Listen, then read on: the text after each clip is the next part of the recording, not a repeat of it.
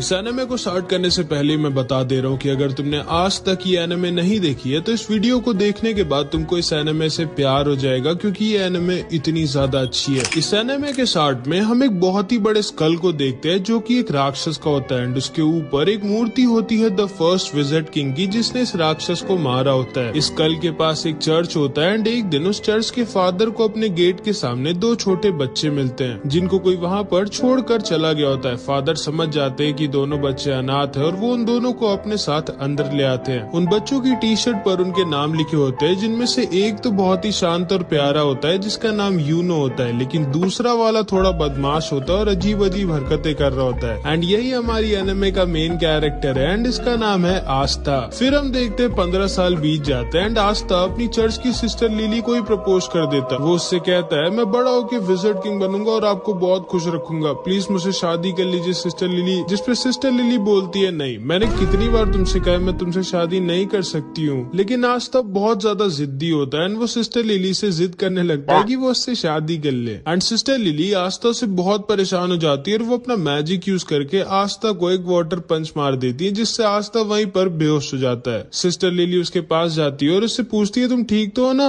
And तभी वहाँ पे चर्च के कुछ और बच्चे आ जाते हैं और वो सिस्टर लिली से कहते हैं बिल्कुल सही किया आपने, जब भी आपको परेशान करे इसको एक दो वाटर पंच मार दिया करिए। लेकिन तभी आस्था दोबारा से होश में आ जाता है एंड फिर से सिस्टर लिली के पीछे पड़ जाता है। बट इस बार वहाँ पर यूनो आ जाता है एंड वो आस्था को अपने मैजिक से वहीं पर गिरा देता है। आस्था गुस्से में उठता है और उसके पास भाग के जाके कहता है आखिर तुम हर बार मेरे और सिस्टर लिली के बीच में अपनी टांग क्यों घुसाते हो। जिसपे यूनो आस्था से कहता है देखो, पहले तो तुम बहुत ज्यादा शोर मचाते हो, दूसरा तुम्हारी हाइट बहुत कम है, तीसरा तुम दिमाग से कम हो, और सिस्टर लिली इस चर्च की नन है और नन लोग शादी नहीं कर सकती, तुम्हारे दिमाग में इतना भी नहीं घुसता क्या। जिसपे आस्था बहुत गुस्सा हो जाता है और यूनो से कहता है आज 1v1 फ्री फायर में नहीं असली फाइट में मतलब। जिसपे आस्था से कहता है नहीं, मुझे टाइम वेस्ट नहीं करना है तुम्हारे साथ 1v1 करके। आस्था बोलता है कि वो डर गए क्या। जिसपे बच्चा जिसका नाम मैक्स होता है ये बोलता है तुम सोच भी कैसे सकते हो कि तुम यूनो को जिंदगी में भी हरा सकते हो। आस्था मैक्स से बोलता है तुम्हारी प्रॉब्लम क्या है बच्चे, मुझसे मैं तुमसे इतना बड़ा हूँ फिर भी तुम मेरी रिस्पेक्ट क्यों नहीं करते कभी। जिसपे मैक्स बोलता है बिल्कुल भी नहीं, मैं किसी ऐसे की रिस्पेक्ट कर ही नहीं सकता जो 15 साल का होने के बाद भी मैजिक नहीं यूज कर सकता। असल में आस्था के पास बिल्कुल भी मैजिक नहीं होता, मतलब आस्था एक ऐसे वर्ल्ड में होता है जहाँ पे मैजिक से ही सब कुछ होता है बिना मैजिक के। मैक्स आस्था से कहता है तुम सोच भी कैसे सकते हो कि तुम बिना मैजिक के यूनो जैसे पावरफुल मैजिशियन को हरा सकते हो। आस्था कहता है अच्छा यूनो अगर इतना ही स्ट्रॉन्ग है तो वो ये कर सकता है क्या। एंड वो बहुत ही तेज स्पीड में क्रंचेस मारने लगता है। असल में आस्था मैजिक तो यूज कर नहीं सकता, इसलिए वो एक्सरसाइज करके अपने आप को फिजिकली बहुत स्ट्रॉन्ग बना लेता है। मैक्स आस्था से कहता है कि तुम क्रंचेस मारकर विजिट किंग नहीं बन सकते क्योंकि विजिट किंग स्ट्रॉन्गेस्ट मैजिशियन होता है, स्ट्रॉन्गेस्ट बॉडी बिल्डर नहीं। एंड तभी यूनो अपने मैजिक से सिस्टर लिली के कपड़े सुखाने लगता है, जिसको देखने सारे बच्चे भाग के चले जाते हैं। एंड यूनो का भी सपना आस्था की तरह विजिट किंग बनने का होता है। सिस्टर लिली भी यूनो को थैंक यू कहती है उसकी हेल्प करने के लिए, जिसपे आस्था को बहुत जलन होती है एंड वो जल्दी से भाग के लकड़ियां काटने आ जाता है ताकि सिस्टर लिली उसको भी थैंक यू बोले। लेकिन इससे पहले कि वो लकड़ियां काटता है यूनो अपने मैजिक से लकड़ियां भी काट देता है। असल में इसको आस्था के सामने शो ऑफ करना थोड़ा पसंद होता है। मैक्स कहता है मुझे यकीन है अगला विजिट किंग यूनो ही बनेगा, तुम नहीं आस्था। एंड तभी वहाँ पर फादर भी आ जाते हैं एंड वहाँ आकर यूनो की तारीफ करने लगते हैं कि यूनो जरूर इस चर्च का नाम एक दिन रोशन करेगा। आस्था दुखी हो जाता है और कोने में अकेला जाकर बैठ जाता है। तभी उसके पास सिस्टर लिली आती है और उससे कहती है दुखी मत हो आस्था, थोड़े दिनों में तुम्हारी ग्रिमवॉर तुम्हें मिल जाएगी, फिर तुम भी मैजिक यूज कर पाओगे। जिसको सुनकर आस्था खुश हो जाता है और फिर से खड़ा हो जाता है और कहता है आप देखना सिस्टर लिली, मुझे इस दुनिया की बेस्ट ग्रिमवॉर मिलेगी एंड फिर मैं बहुत मेहनत करके सबसे ज्यादा स्ट्रॉन्ग बनूंगा एंड फिर एक दिन मैं विजिट किंग बनूंगा। ग्रिमवॉर असल में एक मैजिकल बुक होती है जिसमें 3 लीफ बनी होती हैं जो सबको 15 साल की एज पे मिलती है एंड उसको पाने के बाद लोगों का मैजिक बहुत ज्यादा बढ़ जाता है और वो मैजिकल अटैक्स भी यूज कर सकते हैं। आस्था यूनो से कहता है कि जब मुझे मेरी ग्रिमवॉर मिलेगी तब हम दोनों बचपन की तरह साथ में प्रैक्टिस करेंगे और साथ में बहुत स्ट्रॉन्ग बनेंगे। लेकिन यूनो उसे इग्नोर कर वहाँ से चला जाता है, मानो वो आस्था को अपने टक्कर का मानता ही नहीं है। जिसपे आस्था भी बहुत दुखी हो जाता है एंड वो भी वहाँ से चला जाता है। सिस्टर लिली यूनो के पास आती है और उससे कहती है तुम्हें आस्था के साथ ऐसा नहीं करना चाहिए था। जिसपे यूनो कहता है आस्था मेरे रहते कभी भी विजिट किंग नहीं बन सकता। सिस्टर लिली को लगता है कि आस्था क्योंकि बहुत दुखी होकर गया है तो वो मे भी कहीं पर चुपचाप जाके रो रहा होगा, लेकिन हमारा आस्था रोता सब होता नहीं है। वो यहाँ पर ट्रेनिंग कर रहा होता है और ज्यादा स्ट्रॉन्ग होने के लिए एंड अपने विजिट किंग बनने के सपने को सच करने के लिए। थोड़े दिनों बाद आस्था, यूनो और बहुत सारे बच्चे जो 15 साल के हो गए थे वो सब ग्रिमवॉर टावर जाते हैं अपनी अपनी ग्रिमवॉर लेने। आस्था बहुत ज्यादा एक्साइटेड होता है क्योंकि अब वो फाइनली मैजिक यूज कर पाएगा एंड यूनो को टक्कर दे पाएगा। वहाँ पे दो नोबल फैमिलीज के भी बच्चे आए होते हैं जो आस्था और यूनो का मजाक उड़ा रहे होते हैं क्योंकि वो लोग गरीब होते। तभी वहाँ पर उस ग्रिमवॉर टावर का मास्टर आ जाता है एंड सारे लोगों का वेलकम करता है। आस्था बहुत ज्यादा एक्साइटेड और खुश होता है। फिर ये मास्टर एक मैजिकल स्पेल बोलता है और सारे लोगों के पास अपने आप उनकी ग्रिमवॉर उड़कर जाने लगती है। सारे लोग अपनी अपनी ग्रिमवॉर पाकर बहुत खुश होते हैं, लेकिन आस्था के पास कोई भी ग्रिमवॉर नहीं आती। आस्था बोलता है मेरी ग्रिमवॉर लेट हो गई क्या, मेरी ग्रिमवॉर कहाँ है? जिसपे सारे के सारे लोग उस पर हंसने लगते हैं एंड उसका मजाक बनाने लगते हैं। लेकिन तभी यूनो के पास उसकी ग्रिमवॉर आ जाती है जो कि होती है एक 4 लीफ ग्रिमवॉर, जो कि बहुत ही ज्यादा रेयर होती है एंड यही ग्रिमवॉर फर्स्ट विजिट किंग के पास भी होती है, जिसको देखकर सारे के सारे लोग शॉक्ड रह जाते हैं कि आखिर यूनो जो कि नोबल फैमिली का भी नहीं है उसको 4 लीफ ग्रिमवॉर कैसे मिल गई। यूनो उल्टा घूमता है और सबसे कहता है कि वो बनेगा अगला विजिट किंग एंड सारे के सारे लोग उसकी तारीफ करने लगते हैं। लेकिन तभी आस्था खड़ा होता है और यूनो से बोलता है नहीं, तुम नहीं, मैं बनूंगा अगला विजिट किंग। जिसपे फिर से सारे के सारे लोग उस पर हंसने लगते हैं एंड उसका मजाक उड़ाने लगते हैं एंड यूनो भी आस्था को वहीं पर इग्नोर करके वहाँ से चला जाता है। इसके बाद आस्था अकेले जंगल में उल्टा लटका होता है और थोड़ा सा दुखी होता है क्योंकि ना तो सिर्फ उसके पास मैजिक है बट अब तो उसको ग्रिमवॉर भी नहीं मिली। लेकिन इतना सब कुछ होने के बाद भी वो गिव अप नहीं करता और वो उठता है और कहता है क्या हुआ अगर मेरे को ग्रिमवॉर नहीं मिली तो मैं तब भी मेहनत करना नहीं छोड़ूंगा एंड एक दिन विजिट किंग जरूर बनूंगा। तुम बस वेट करना यूनो, मैं ही तुम्हारा राइवल हूँ एंड मैं ये तुम्हें प्रूफ करके रहूंगा। लेकिन तभी उसे एक आवाज आती है। इधर हम देखते हैं ये दोनों जलन के मारे यूनो से लड़ने आ जाते हैं एंड उससे कहते हैं आखिर तुम्हारे जैसे गरीब को 4 लीफ ग्रिमवॉर कैसे मिल सकती है एंड हम नोबल्स को नहीं, मैं जला दूंगा तुम्हारी इस ग्रिमवॉर को। एंड वो यूनो के ऊपर एक मैजिकल अटैक यूज कर देता है, लेकिन यूनो बिना अपनी ग्रिमवॉर का यूज किए ही अपने आप को डिफेंड कर लेता है, जिसको देखकर ये दोनों शॉक्ड रह जाते हैं कि आखिर यूनो इतना स्ट्रॉन्ग कैसे है। लेकिन तभी अचानक से कुछ चेन्स आके उन दोनों को पकड़ लेती हैं एंड तभी वहाँ पर एक आदमी आता है जो बोलता है तुम लोग पागल हो क्या जो इतनी रेयर चीज को जलाना चाहते हो। यूनो पूछता है कौन हो तुम, जिसपे ये बताता है मेरा नाम है स्नेक और मुझे वो चीज चाहिए जो तुम्हारे पास है। एंड तभी वो अपने मैजिक से यूनो को भी पकड़ लेता है एंड उसकी 4 लीफ ग्रिमवॉर को भी उससे छीन लेता है। यूनो बोलता है स्नेक, मैंने तुम्हारा नाम सुना है, तुम एक बहुत ही स्ट्रॉन्ग और फेमस चोर हो, लेकिन तुम्हें ये तो पता ही होगा कि एक ग्रिमवॉर को केवल उसका ओरिजिनल ओनर ही यूज कर सकता है। जिसपे स्नेक कहता है हाँ मेरे को पता है कि तुम्हारी ग्रिमवॉर को तुम्हारे बिना कोई यूज नहीं कर सकता, लेकिन ब्लैक मार्केट में इस 4 लीफ ग्रिमवॉर के मेरे को बहुत पैसे मिलेंगे एंड इसीलिए मैं तुम्हारी ग्रिमवॉर चुरा रहा हूँ और माफ करना तुम्हारा विजिट किंग बनने का सपना यहीं पर खत्म होता है। एंड तभी वहाँ पर हमारा आस्था आ जाता है एंड आते ही गिर के अपनी बेइज्जती करा लेता है, लेकिन फिर भी वो खड़ा होता है और बोलता है क्या हो रहा है यहाँ और तुम्हारे पास 2-2 ग्रिमवॉर कैसे है। यूनो बोलता है उनमें से एक मेरी और यहाँ से जल्दी से भाग जाओ, ये बहुत स्ट्रॉन्ग है। तब आस्था सारा का सारा खेल समझ जाता है एंड वो स्नेक से कहता है चुपचाप यूनो की ग्रिमवॉर वापस कर दो। जिसपे स्नेक उससे कहता है तुम तो वही लूजर हो ना जिसको एक भी ग्रिमवॉर नहीं मिली एंड ये कहकर वो उस पर हंसने लगता है। आस्था कहता है हाँ मैं वही हूँ जिसको कोई ग्रिमवॉर नहीं मिली, लेकिन मैं वो भी हूँ जो एक दिन विजिट किंग बनेगा। एंड ये कह के आस्था स्नेक की तरफ भागता है। यूनो कहता है नहीं उससे मत लड़ना आस्था। स्नेक अपने मैजिक से आस्था पर अटैक करता है, लेकिन आस्था उसके अटैक को डॉज करके उसके पीछे आ जाता है एंड वो बस उसको एक पंच मारने वाला होता है, लेकिन तभी स्नेक की चेन्स उसको पकड़ लेती हैं एंड फिर स्नेक अपने मैजिक से आस्था को बहुत ज्यादा इंजर्ड कर देता है। आस्था मन में सोचता है कि ये तो बस एक चोर है, फिर ये इतना स्ट्रॉन्ग कैसे है, और अगर एक चोर इतना स्ट्रॉन्ग है तो फिर विजिट किंग कितना स्ट्रॉन्ग होगा। एंड फिर स्नेक उसको पीछे की दीवार पर लड़ा देता है एंड उसके पास जाकर बोलता है अपनी आंखें खोलो बच्चे, तुम मुझे 100 जन्मों में भी नहीं हरा सकते। आस्था मन में सोचता है कि ये सही तो कह रहा है, मैं चाहे जितना भी अपनी बॉडी को ट्रेन करके स्ट्रॉन्ग बना लूं, लेकिन मैं इसको भी नहीं हरा सकता। स्नेक आस्था के ऊपर हंसता है और बोलता है अपनी चेन से मैं किसी के अंदर कितना मैजिक है ये नाप सकता हूँ और तुम्हारे अंदर एक बूंद मैजिक भी नहीं है एंड इसीलिए तुम्हारे पास कोई ग्रिमवॉर नहीं आई, क्योंकि ग्रिमवॉर मैजिक को बढ़ाती है और तुम्हारे पास तो मैजिक है ही नहीं। तुम विजिट किंग तो क्या, तुम कोई नॉर्मल सी जॉब भी नहीं कर सकते। शर्म करो अपनी जिंदगी पर, तुम एक बहुत ही बड़े लूजर हो। जिसको सुनकर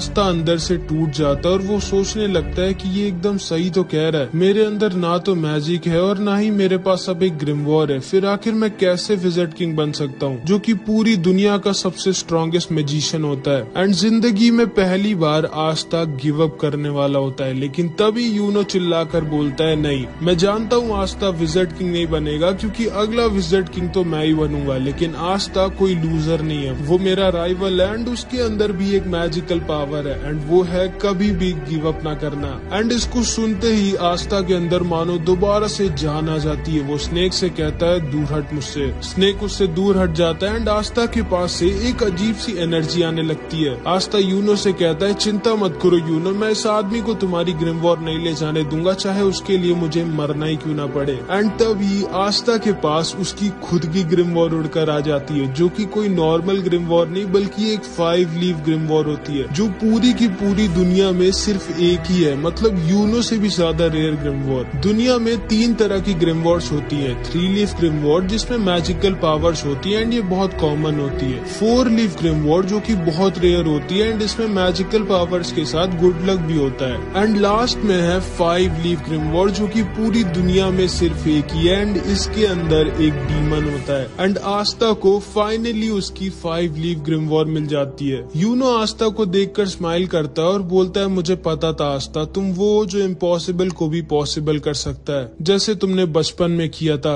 एंड फिर हम इन दोनों का बचपन देखते हैं कि कैसे यूनो स्टार्टिंग में बहुत ही रोथड़ू था और छोटी छोटी बात पर रोता रहता था एंड आस्था स्टार्टिंग से ही उसकी मदद करता रहता था और एकदम उसके बड़े भाई की तरह उसको प्रोटेक्ट करता था। फिर एक दिन बचपन में सिस्टर लिली आस्था और यूनो को पहले विज़र्ड किंग की स्टोरी सुनाती है कि कैसे एक बार पूरी दुनिया पर एक बहुत ही बड़े और ताकतवर राक्षस ने हमला कर दिया था और हर जगह तबाही मचा दी थी, हर तरफ बस दुख ही दुख फैल गया था। लेकिन तभी अचानक से एक लड़का वहाँ आ जाता है और उन सबको बचा लेता है एंड उसके पास एक 4 लीफ ग्रिमवॉर होती है एंड उसकी और उस राक्षस की बहुत दिनों तक लड़ाई होती है, लेकिन आखिरी में वो लड़का उस राक्षस को हरा देता है और दोबारा से दुनिया में सुख और शांति ले आता है एंड वही बनता है फर्स्ट विज़र्ड किंग, पूरी दुनिया का सबसे स्ट्रॉन्गेस्ट मैजिशियन। एंड इसी स्टोरी को सुनने के बाद आस्था और यूनो डिसाइड करते हैं कि वो दोनों भी बड़े होकर विज़र्ड किंग बनेंगे। शाम को फादर आकर यूनो को एक लेटर देते हैं और उससे कहते हैं उस लेटर को विलेज के बाहर एक आदमी तक पहुंचाने के लिए। आस्था कहता है, लो मैं चला जाता हूँ, लेकिन यूनो उसे मना कर देता है और कहता है नहीं, वो अकेला जाएगा। यूनो अकेला उस आदमी के पास पहुंच जाता है और उसे वो लेटर दे देता है। काफी रात हो चुकी होती है और आस्था को यूनो की चिंता होने लगती है एंड फिर वापस लौटते वक्त यूनो को एक बड़ा सा आदमी घेर लेता है और वो उसका पेंडेंट उससे जबरदस्ती छीन लेता है। यूनो उससे कहता है, प्लीज मुझे वो वापस कर दो, वो मेरे पेरेंट्स की आखिरी निशानी है। जिसपे हंसता और बोलता है, चुपचाप यहाँ से भाग जाओ बच्चे, वरना मुझे तुम्हें जान से मारना पड़ेगा। जिसको सुनकर यूनो डर जाता है और रोने लगता है और सोचता है कि अब वो कुछ नहीं कर सकता, लेकिन तभी वहाँ पर आस्था आ जाता है एंड उस आदमी को पकड़ लेता है। यह आदमी आस्था को मारकर दूर फेंक देता है, लेकिन आस्था फिर से जाकर उसको पकड़ लेता है और जोर जोर से चिल्ला रहा होता है। यूनो बस आस्था को देख रहा होता है और सोच रहा होता है कि आखिर जब आस्था जानता है कि वो इस आदमी को नहीं हरा सकता, फिर वो लड़ क्यों रहा इससे। आस्था को ये आदमी बहुत ज्यादा इंजर्ड कर देता है, लेकिन फिर भी आस्था गिव अप नहीं करता और उसको पकड़े रहता है और जोर जोर से चिल्ला रहा होता है कि यूनो का पेंडेंट वापस कर। ये आदमी समझ जाता है कि ये बच्चा कोई नॉर्मल बच्चा नहीं है एंड वो उस पेंडेंट को वहीं पर छोड़कर चला जाता है एंड आस्था वहीं पर गिर जाता है। यूनो उसके पास आकर रोते हुए बोलता है, मुझे माफ करना, मेरी वजह से तुम्हें इतनी मार पड़ी। जिसपे आस्था उससे कहता है, तुम चिंता मत करो, मैं हमेशा तुम्हारे साथ रहूंगा और तुम्हें प्रोटेक्ट करूंगा एंड एक दिन मैं बनूंगा विज़र्ड किंग और तुम्हें और चर्च के सारे लोगों को खुश और सेफ रखूंगा। और इधर हम देखते हैं आस्था की ग्रिमवॉर से एक अजीब सी तलवार निकलती है और स्नेक बोलता है, अचानक से तुम्हारे पास एक ग्रिमवॉर कहाँ से आ गई, ये क्या हो रहा है। एंड वो आस्था के ऊपर दोबारा से अटैक कर देता है, लेकिन आस्था अपनी स्वॉर्ड यूज करता है एंड स्नेक की मैजिकल चेंज गायब हो जाती है। स्नेक बोलता है कि ये कैसे किया तुमने, आखिर हो कौन तुम। जिसपे आस्था बोलता है, मैं वो हूँ जो एक दिन बनेगा विज़र्ड किंग। एंड ये कहकर आस्था स्नेक के ऊपर अटैक कर देता है एंड स्नेक की एक बार में ही बैंड बजा देता है और उसको हरा देता है। यूनो उसे देखकर हंस रहा होता है और आस्था उसके पास आकर बोलता है, ये देखो यूनो, मेरे को फाइनली मेरी ग्रिमवॉर मिल गई। यूनो आस्था से बोलता है, तो तुमने मुझे एक और बार बचा लिया आस्था, तुम्हें याद है ना वो प्रॉमिस जो हमने बचपन में किया। बचपन में जब यूनो आस्था की बात सुनता है तो वो पूछता है कि क्या मैं विज़र्ड किंग बन सकता हूँ जबकि मैं इतना वीक हूँ। जिसपे आस्था यूनो से कहता है, हाँ, अगर अगर तुम बहुत मेहनत करोगे और कभी भी गिव अप नहीं करोगे तो तुम क्या कोई भी विजिट किंग बन सकता है। जिसको सुनकर यूनो खड़ा होता है और बोलता है ठीक है, मैंने भी डिसाइड कर लिया है कि आज के बाद मैं कभी भी नहीं रहूंगा एंड मैं बहुत मेहनत कर एक दिन विजिट किंग बनूंगा और तुमको और चर्च के सारे लोगों को खुश रखूंगा। जिसपे आस्था यूनो से कहता है इसका मतलब है कि अब हम दोनों राइवल्स हैं एंड वो दोनों एक दूसरे से प्रॉमिस करते हैं कि वो दोनों बहुत मेहनत करेंगे एंड एक दिन विजिट किंग बनेंगे। आस्था यूनो से कहता है हाँ मुझे याद है एंड मुझे लगा था कि तुम भूल गए होगे एंड फिर वो दोनों फिर से बचपन की तरह दोबारा से एक दूसरे से शर्त लगाते हैं ये देखने के लिए कि पहले विजिट किंग कौन बनेगा। इसके बाद हम अभी के विजिट किंग की झलक देखते हैं एंड उन 9 मैजिक नाइट्स को देखते हैं जो किंगडम में विजिट किंग के बाद सबसे ज्यादा स्ट्रॉन्ग मैजिशियंस होते हैं और इनका काम होता है किंगडम में पीस और ऑर्डर मेंटेन करके रखना एंड इन सब की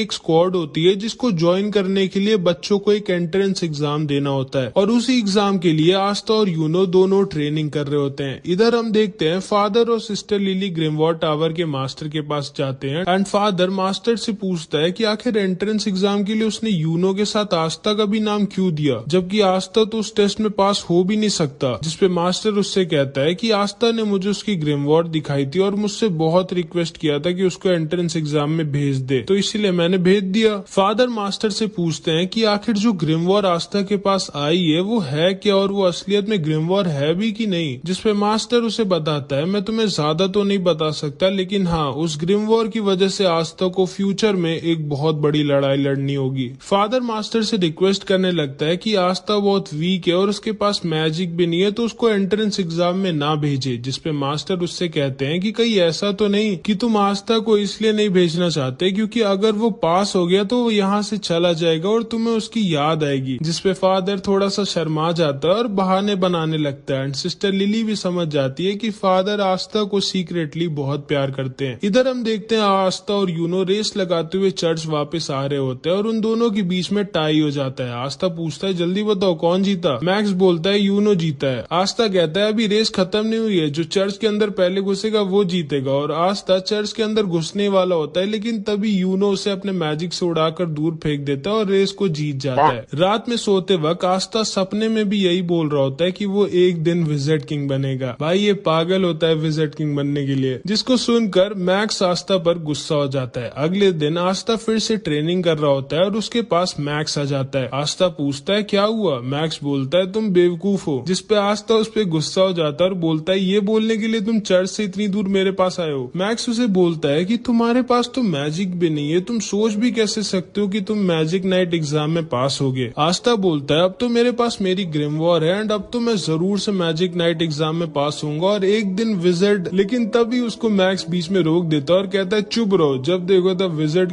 किंग। तुम क्यों नहीं समझते कि हमारे जैसे गरीब और वीक लोगों के सपने पूरे नहीं होते। जिसपे आस्था उसके पास आता है और उससे चिल्लाकर बोलता है जरूर होते हैं। अगर तुम सपनों को पूरी दिल से चाहो और उसके लिए पूरी जान लगाकर मेहनत करो तो तुम्हारा जो भी सपना हो वो जरूर पूरा होगा। एंड जिंदगी में पहली बार मैक्स को समझ में आता है कि आस्था इतना बड़ा भी लूजर नहीं है। रात में फादर बहुत अच्छा खाना बनवाते हैं क्योंकि कल आस्था और यूनो एंट्रेंस एग्जाम के लिए जाने वाले होते हैं। आस्था बहुत खुश होता है और फादर आस्था को अपने पास बुलाकर उससे कहते हैं देखो आस्था अगर तुम फेल हो जाओ तब भी ज्यादा दुखी मत होना, चुपचाप घर वापस आ जाना, हम लोग हमेशा तुम्हारे साथ हैं। एंड आस्था कहता है यही चीज आप यूनो को भी कहोगे ना कि सिर्फ मुझसे ही कह रहे हो। जिसमें फादर उससे कुछ भी नहीं कहते क्योंकि उन्हें पता होता है यूनो तो आसानी से पास हो जाएगा, बस आस्था की थोड़ी दिक्कत है। आस्था फादर से कहता है आप चिंता मत करो, मैं जरूर से इस मैजिक नाइट एग्जाम को पास करूंगा और उसके बाद मैं बनूंगा विजिट किंग और वापस आकर सिस्टर लिली से शादी करूंगा। लेकिन तभी सिस्टर लिली उसको अपने वाटर पंच से चुप करा देती है। अगले दिन आस्था और यूनो अपनी जर्नी पर निकलने वाले होते हैं। सारे लोग उनको बेस्ट ऑफ लक और बाय बाय बोलते हैं। मैक्स बोलता है आस्था को बाय कहने की जरूरत नहीं है, वो जल्दी वापस आ जाएगा। लेकिन हाँ अगर तुम किसी तरह पास हो गए आस्था तो मैं मान जाऊंगा कि हम जैसे लोग भी ड्रीम्स देख सकते हैं एंड फिर मैं भी मैजिक नाइट बनने के लिए मेहनत करूंगा। जिसपे आस्था उससे कहता है फिर तैयार हो जाओ मेहनत करने के लिए। एंड फिर आस्था और यूनो निकल जाते हैं अपने मंजिल की तरफ। सिस्टर लिली भी आस्था के जाने पर थोड़ी दुखी होती है एंड आस्था और यूनो बहुत ही लंबे सफर के बाद फाइनली पहुंच जाते हैं अपने मैजिक नाइट एंट्रेंस एग्जाम की जगह पर। इसके बाद ये और इसका भाई यूनो दोनों कीका टाउन में आ जाते हैं जहाँ पर इनका मैजिक नाइट एंट्रेंस एग्जाम होगा, जिसमें अगर अगर ये लोग पास हो गए तो ये लोग बन जाएंगे मैजिक नाइट्स, मतलब एक तरह से मैजिकल सोल्जर्स। ये दोनों कीका टाउन में घूम रहे होते हैं जहाँ पर इनका एंट्रेंस एग्जाम होगा। आस्था जिधर भी देख रहा होता है उसे मैजिक ही दिख रहा होता है एंड वो अपने बगल में एक बहुत ही बड़ा सा कैसल देखता है जो कि विज़र्ड किंग का होता है एंड यहीं पे विज़र्ड किंग रहता है। आस्था यूनो से बोलता है, देखना यूनो, एक दिन ये कैसल मेरा होगा, सोचना भी मत ये मेरा होगा। ये तो वक्त ही बताएगा कि हम दोनों में से कौन विज़र्ड किंग बनेगा। इसके बाद हम देखते हैं आस्था, यूनो और बहुत सारे लोग एंट्रेंस एग्जाम देने आए होते हैं एंड आस्था सबसे पागलों की तरह कह रहा होता है, हेलो दोस्तों, मैं एक दिन विज़र्ड किंग बनूंगा। एंड ताकि यूनो की बेइज्जती ना हो इसलिए वो ऐसे एक्टिंग कर रहा होता है जैसे वो आस्था को जानता ही नहीं है। आस्था यूनो दोनों एंट्रेंस गेट पर पहुंच जाते हैं एंड यूनो जब अपनी 4 लीफ ग्रिमवॉर्ड दिखाता है तो सारे के सारे लोग शॉक्ड रह जाते हैं कि आखिर कौन है ये लड़का जिसके पास 4 लीफ ग्रिमवॉर्ड है एंड गार्ड उसे गेट के अंदर जाने देता है। लेकिन जब आस्था अपनी ग्रिमवॉर्ड दिखाता है तो गार्ड को यकीन ही नहीं होता कि ये कोई ग्रिमवॉर्ड है भी कि नहीं, क्योंकि आस्था की 5 लीफ ग्रिमवॉर्ड इतनी ज्यादा रेयर होती है कि उसके बारे में कोई जानता ही नहीं है। लेकिन आस्था की बहुत ज्यादा रिक्वेस्ट करने के बाद गार्ड आस्था को भी अंदर जाने देता है। आस्था के पीछे एक लड़का खड़ा होता है जो बोलता है, ये लड़का काफी फनी लग रहा है मुझे। सारे के सारे बच्चे एंट्रेंस लॉबी में खड़े होते हैं एंड यहाँ पर जिसके पास जितनी कम मैजिकल पावर होती है उसके पास उतनी ज्यादा मैजिक बर्ड्स आती हैं एंड यूनो के पास एक भी मैजिक बर्ड नहीं आती एंड सारे लोग सोच रहे होते हैं कि आखिर कौन है ये इतना स्ट्रॉन्ग मैजिशियन जिसके पास एक 4 लीफ ग्रिमवॉर्ड भी है एंड इतनी स्ट्रॉन्ग मैजिकल पावर है कि एक भी चिड़िया इसके पास नहीं आ रही।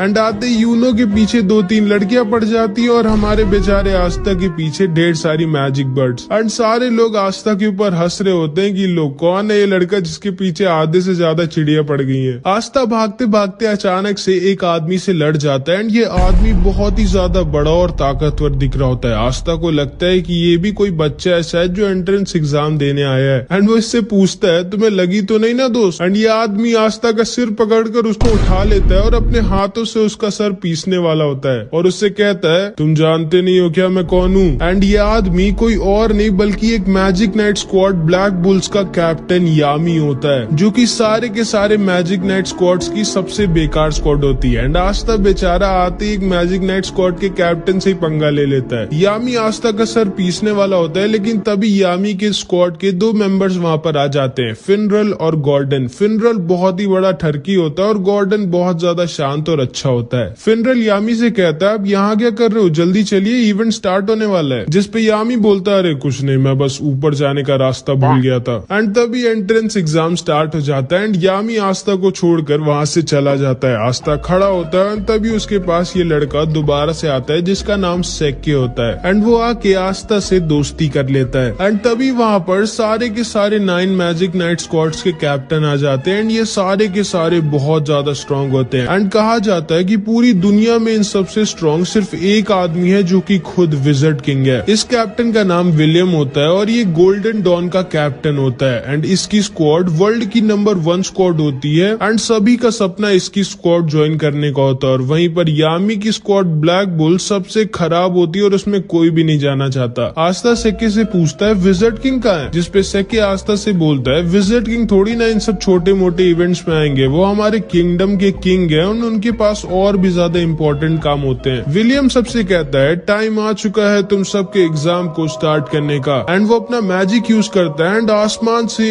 एक बहुत ही बड़ा पेड़ नीचे आ जाता है एंड सारे के सारे कैंडिडेट्स को एक एक मैजिकल ब्रूम दे देता है, मतलब एक जादुई झाड़ू। ये तुम लोगों का पहला टेस्ट होगा और तुम सबको अपनी मैजिक पावर से उड़ना होगा। सारे के सारे बच्चे अपनी मैजिक पावर से उड़ने की कोशिश करते हैं और सारे कैप्टन सबको ऑब्जर्व कर रहे होते हैं। यूनो सबसे ऊपर उड़ रहा होता है और सारे के सारे कैप्टन को इम्प्रेस कर देता है। वहीं पर हमेशा की तरह आस्था बेचारा उड़ना तो छोड़ो, कूद भी नहीं पा रहा होता है इस झाड़ू को पकड़ के। तभी इन सारे कैप्टन में से एक कैप्टन नीचे जाकर एक लड़की को डांटता है जो इसकी बहन होती है एंड ये इससे कहता है, तुम ये एग्जाम देने क्यों आई हो? सिल्वर फैमिली की बेइज्जती मत करो, तुम ये एग्जाम पास नहीं कर पाओगी, चुपचाप घर लौट जाओ। एंड फिर वो वहां से चला जाता है एंड इस लड़की का नाम नोएल होता है। सेके आस्था से बोलता है, ट्राई करते रहो आस्था, तुम ये कर सकते हो। लेकिन हम सब ये जानते हैं कि आस्था ये नहीं कर सकता क्योंकि उसके पास मैजिक है ही नहीं। एंड इस वाले और इसके बाद की हर टेस्ट में आस्था बहुत ज्यादा खराब करता है। इसके बाद विलियम सबसे कहता है,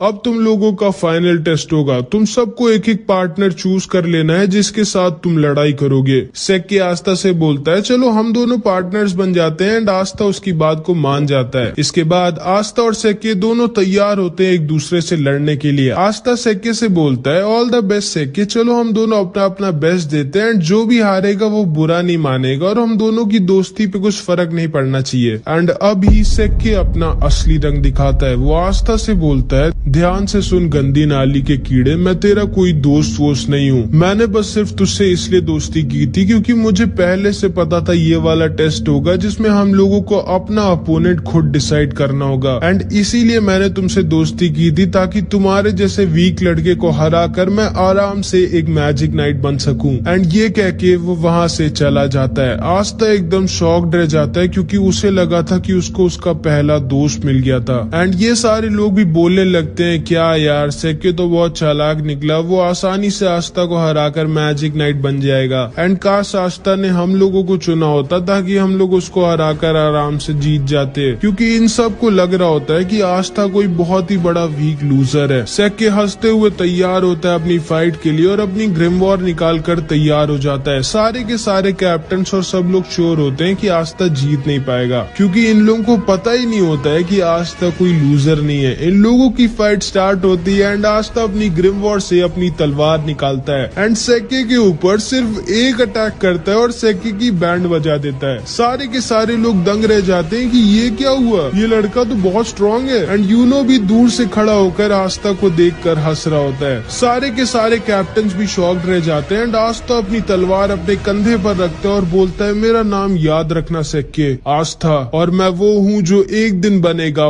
विज़र्ड किंग। इसके बाद और भी कई कंटेस्टेंट्स की लड़ाई होती है एंड फाइनली यूनो की बारी आ जाती है। यूनो से कोई लड़ना चाहता ही नहीं था क्योंकि कोई भी हारना नहीं चाहता था, लेकिन तभी यूनो के पास सलीम आ जाता है एंड इसी ने पहले यूनो पर अटैक किया था। ये यूनो से कहता है पिछली बार तो तुम बच गए थे लेकिन इस बार तुम नहीं बचोगे। एंड इन दोनों के बीच बहुत ही भयानक फाइट होती है लेकिन आखिरी में यूनो अपने मैजिक से सलीम को हरा देता है। इसके बाद एंट्रेंस एग्जाम खत्म हो जाता है और अब सारे के सारे कैप्टन्स की बारी होती है चूज करने की कि कौन से बच्चे को वो अपनी टीम में लेना चाहेंगे। अगर किसी भी बच्चे के लिए एक से ज्यादा कैप्टन ने हाथ उठा दिया तो बच्चे को डिसाइड करना होगा कि वो किसकी स्क्वाड में जाना चाहेगा। लेकिन अगर किसी बच्चे के लिए किसी भी कैप्टन ने अपना हाथ नहीं उठाया तो वो बच्चा फेल हो जाएगा। बहुत सारे बच्चे एक एक कर फेल हो रहे होते हैं और आस्था को बहुत टेंशन हो रही होती है कि वो फेल ना हो जाए। एंड फिर बारी आ जाती है यूनो की और जिंदगी में पहली बार 9 के 9 कैप्टन अपना हाथ किसी बच्चे के लिए उठा देते हैं क्योंकि ये सब के सब यूनो को अपनी टीम में लेना चाहते थे। अब यूनो को डिसाइड करना होता है कि वो किसके ग्रुप में जाएगा और यूनो गोल्डन डॉन यानी कि the best magic night squad चुनता है। एंड इसके बाद बारी आती है हमारे आस्था की। आस्था बहुत ज्यादा डरा होता है और मन में बस यही बोल रहा होता है प्लीज गॉड मेरे लिए बस कोई एक कैप्टन हाथ उठा दे।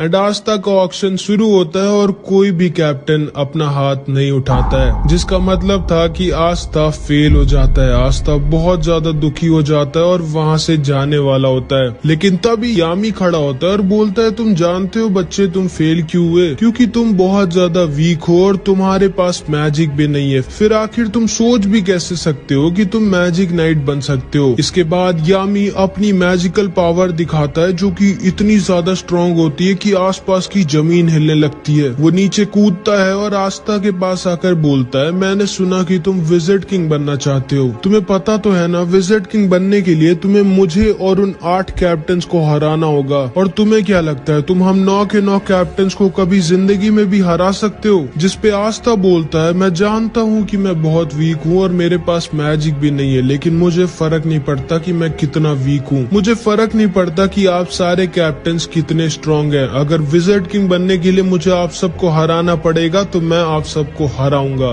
एंड एक दिन मैं जरूर बनूंगा विज़र्ड किंग। जिसको सुनकर यामी जोर जोर से हंसने लगता है और आस्था से कहता है मुझे तुम पसंद आए बच्चे, मैं तुम्हें अपनी स्क्वाड में लूंगा और तुमसे बहुत मेहनत करवाऊंगा ताकि तुम बन सको विज़र्ड किंग। एंड जिंदगी में पहली बार किसी ने आस्था के सपने पर विश्वास किया होता है और उस पर हंसा नहीं होता है। आस्था बहुत ज्यादा खुश हो जाता है और यामी को थैंक यू बोलता है। एंड उसके बाद ये एंट्रेंस एग्जाम फाइनली खत्म हो जाता है और आस्था का पेट खराब हो जाता है। वो बाथरूम में हल्का होने गया होता है लेकिन तभी वहाँ पर सेक्के आ जाता है जो आस्था से अपनी हार का बदला लेना चाहता था। वो आस्था आस्था के ऊपर अपना मैजिक लिजर्ड छोड़ देता है और ये अगर आस्था को काट लेता तो आस्था की जान भी जा सकती थी। लेकिन तभी यूनो आकर आस्था को बचा लेता है और सेक्के को डरा कर उससे सोचना भी मत कि तुम आस्था के टक्कर के हो या फिर तुम आस्था के आसपास भी आते हो। आस्था मेरा राइवल है, वो मेरी टक्कर का है, अब चुपचाप निकलो यहाँ से। एंड सेक्के डर के वहाँ से भाग जाता है। फिर आस्था और यूनो दोनों निकल जाते हैं अपनी अपनी मंजिल की तरफ। एंड जिंदगी में पहली बार अब ये लोग साथ में नहीं रहेंगे। यामी आस्था पर गुस्सा होता है क्योंकि वो बहुत देर से हग रहा होता है। इसके बाद फिनरल अपने मैजिक से एक पोर्टल खोल देता है और आस्था, यामी और ये दोनों आ जाते हैं ब्लैक बुल्स के बेस पर, जहाँ पे अब से आस्था रहेगा। आस्था खुशी खुशी अपने नए घर का गेट खोलता है, लेकिन उसकी खुशी ज्यादा देर तक नहीं रहती क्योंकि बेस के गेट पर अचानक से एक ब्लास्ट हो जाता है और आस्था रॉकेट बनकर दूर जाकर गिर जाता है। यामी बोलता है, स्वागत है तुम्हारा ब्लैक बुल स्क्वाड में। एंड इधर यूनो से उसका सीनियर जिसका नाम क्लॉस होता है, वो बोल रहा होता है, मुझे यकीन नहीं होता तुम्हारे जैसे एक गरीब लड़के को जो किसी रॉयल फैमिली का भी नहीं है, उसको विलियम सर ने गोल्डन डॉन में रख लिया। सोचना ही मत कि तुम अपनी जिंदगी यहाँ पर कभी मजे में बिता पाओगे। एंड ये कह के वो वहाँ से चला जाता है। एंड इधर आस्था अपने नए टीममेट से मिलता है और समझ जाता है ये सब के सब हिले हुए हैं। यामी सबसे चिल्लाकर बोलता है, तोड़ फोड़ करना बंद करो तुम लोग। एंड वो खुद पीछे की दीवार तोड़ देता है। ये सारे के सारे यामी को देखकर बहुत खुश हो जाते हैं और यामी सबको आस्था से मिलाता है। आस्था सबसे बोलता है, मेरा नाम है आस्था और मैं हाजे विलेज से आया हूँ। जिसको सुनकर ये सबके सब शॉक्ड रह जाते हैं कि आस्था इतने छोटे से गांव से आया है और इतना गरीब है, लेकिन फिर भी उसने मैजिक नाइट एंट्रेंस एग्जाम पास कर लिया। फिर फिनरल आस्था को बाकी लोगों से मिलाता है। इस लड़की का नाम वेनेसा होता है एंड ये 1 नंबर की पियक्कड़ होती है। एंड ये आस्था के पास आकर बोलती है, तो तुम्हारा नाम आस्था है, तुम्हें एक गर्लफ्रेंड चाहिए क्या? जिसको सुनकर आस्था बहुत शर्मा जाता है, लेकिन वो मना कर देता है क्योंकि वो सिस्टर लिली से ही प्यार करता है। एंड शायद वेनेसा ने थोड़ी ज्यादा पी रखी थी क्योंकि वो आस्था के सामने ही उल्टी कर देती है। फिर फिनरल आस्था को लक से मिलाता है जिसको लड़ाई करना बहुत ज्यादा पसंद होता है। एंड लक आस्था से पूछता है, बताओ लड़ाई करोगे क्या मुझसे? एंड तभी आस्था के पास एक दूसरा लड़का आ जाता है और आस्था से कहता है, ओए ये मेरी बहन है मारी और इससे दूर रहना वरना मैं तुम्हें मार डालूंगा। जिसपे आस्था कहता है, मैं जानता भी नहीं हूँ ये लड़की कौन है भाई। इस लड़के का नाम ग्लॉच होता है एंड ये अपनी बहन से बहुत ज्यादा प्यार करता है, बहुत ही ज्यादा। एंड फिर वो बाकी के मेंबर से भी मिलता है। यामी बोलता है, जिसको भी आस्था का टेस्ट लेना है जल्दी जल्दी ले लो। जिसको सुनकर उसके सामने मैग्मा खड़ा होता है और कहता है, ठीक है मैं तुम्हारा टेस्ट लूंगा ये देखने के लिए कि तुम ब्लैक बुल्स ज्वाइन करने के लायक हो या नहीं, क्योंकि मुझे नहीं लगता कि तुम्हारे जैसा लड़का जो एक रॉयल फैमिली का भी नहीं है और एक गाँव से आया वो डिजर्व करता है मैजिक नाइट बनना। एंड अगर तुम मेरे टेस्ट में पास हो जाओगे तो तुम्हें मिलेगा ये मैजिकल रोब और तुम फाइनली एक मैजिक नाइट बन जाओगे। तो बोलो तुम्हें चाहिए ये ब्लैक बुल्स का रोब? हाँ चाहिए मुझे, अभी क्या भी चाहिए। फिर मैग्मा आस्था का टेस्ट लेता है एंड पहले तो वो उससे बहुत मुश्किल एक्सरसाइजेस करवाता है, लेकिन आस्था बचपन से ये सब करता आ रहा था तो वो आसानी से सब कर लेता है। एंड उसके बाद मैग्मा आस्था से कहता है, ये तुम्हारा फाइनल टेस्ट और मैं अब तुम पर अटैक करूंगा और तुमको मेरे अटैक से बचना होगा। एंड फिर मैग्मा उस पर अपने मैजिकल फायर बैट बॉल से अटैक करने लगता है एंड आस्था आसानी से उसके अटैक्स डॉज कर रहा होता है, जिसपे मैग्मा थोड़ा गुस्सा हो जाता है। वो उसके ऊपर एक बहुत ही बड़ा और फास्ट फायर बॉल से अटैक कर देता है, जिसको आस्था डॉज नहीं कर सकता था क्योंकि वो इतनी ज्यादा फास्ट और बड़ी थी। लेकिन तभी आस्था अपनी ग्रिमवॉर्ड से अपनी तलवार निकालता है और उसकी तलवार को देखकर सारे के सारे लोग शॉक्ड रह जाते हैं कि ये इतनी बड़ी तलवार उठाया कैसे हुआ है। एंड आस्था अपनी तलवार को बैट की तरह यूज करता है एंड मैग्मा के अटैक को वापस उसी के पास भेज देता है। यामी आस्था से बहुत इम्प्रेस हो जाता है क्योंकि ना तो सिर्फ आस्था अपनी तलवार से किसी के मैजिक को कैंसिल या फिर खत्म कर सकता है, बल्कि वो मैजिक अटैक्स को डिफ्लेक्ट करके वापस भी भेज सकता है। एंड ये सारे के सारे लोग समझ जाते हैं कि आस्था कोई ऐरा गहरा नहीं बल्कि काफी स्ट्रॉन्ग मैजिशियन है। मैग्मा भी आस्था के पास आता है और उसकी तारीफ करता है और उससे कहता है, माफ करना मैंने ये बोला था कि तुम छोटे से गाँव से आओ, असल में जो तुम्हारे गाँव के बगल वाला गाँव है मैं वहाँ का हूँ। जिसको सुनकर आस्था शॉक्ड रह जाता है एंड ये सारे के सारे लोग भी आस्था की तारीफ करने लगते हैं। चार्मी भी आस्था को अपना केक दे देती है एंड आस्था की सबसे थोड़ी बहुत दोस्ती हो जाती है। एंड ऊपर से एक लड़की चुपचाप आस्था को देख रही होती है एंड वो आस्था पर पता नहीं क्यों बहुत ज्यादा गुस्सा होती है। एंड फिर आस्था को फाइनली मिल जाती है उसकी ब्लैक बुल्स की रोब, जिसका मतलब था कि आस्था अब ऑफिशियली एक मैजिक नाइट बन चुका है और अब यहाँ से आस्था की जिंदगी का एक नया सफर स्टार्ट हो जाता है। मैग्मा आस्था को उसका नया कमरा दिखाता है और उससे उसे कहता है माफ करना, यही एक बेकार सा कमरा खाली पड़ा है। लेकिन आस्था इतना बेकार सा कमरा पाके भी बहुत खुश हो जाता है क्योंकि जिंदगी में पहली बार उसको उसका खुद का कमरा मिला होता है एंड वो खुशी के मारे रोने लगता है। तुम्हें सच में ये कमरा पसंद आया आस्था? हाँ, बहुत पसंद आया। चर्च में हम सारे के सारे इससे भी छोटे कमरे में साथ में सोते थे और अब तो मेरे पास खुद का एक कमरा है। एंड आस्था अपने कमरे की सफाई करने लग जाता है। इसके बाद आस्था और यूनो दोनों वापस चर्च भेजने के लिए एक एक लेटर लिखते हैं, ये बताने के लिए कि वो लोग पास हो गए। यूनो का लेटर पढ़ के फादर और सारे लोग बहुत खुश हो जाते हैं और पार्टी की तैयारी करने लगते हैं। एंड आस्था की राइटिंग इतनी गंदी होती है कि कोई समझ ही नहीं पा रहा होता है कि उसने लिखा क्या है। फादर सिस्टर लिली से कहते हैं देखो उसमें क्या लिखा है, कब तक वापस आ रहा है आस्था, क्योंकि वो जरूर से पास तो नहीं हो पाया होगा। इसमें लिखा है कि वो पास हो गया। क्या? सारे के सारे चर्च के लोग शॉक्ड रह जाते हैं कि आस्था कैसे पास हो गया। मैक्स, सिस्टर लिली, सब के सब बहुत ज्यादा खुश हो जाते हैं। बस फादर थोड़ा सा दुखी हो जाते हैं क्योंकि अब आस्था उनके पास वापस नहीं आएगा। आस्था सुबह सुबह खुशी खुशी उठता है और अपनी रोब पहनकर तैयार हो जाता है और जैसे ही वो अपने कमरे से बाहर निकलता है खंबे से लड़ जाता है। मैग्मा वहाँ आता है और पूछता है तुम ठीक तो हो ना बच्चे? हाँ सेंपाई मैं ठीक तो हूँ, लेकिन कल ये खंबा यहाँ पर नहीं था, आज अचानक से कैसे आ गया? ओ ये असल में हम लोगों का कैसल अपने आप शेप बदलता रहता है। जैसे कल हम लोग दूसरी मंजिल पे थे, आज हम लोग चौथी मंजिल पे हैं। तुम्हें थोड़े दिनों में इसकी आदत लग जाएगी। उसके बाद मैग्मा आस्था को पूरे कैसल में घुमाता है, किचन,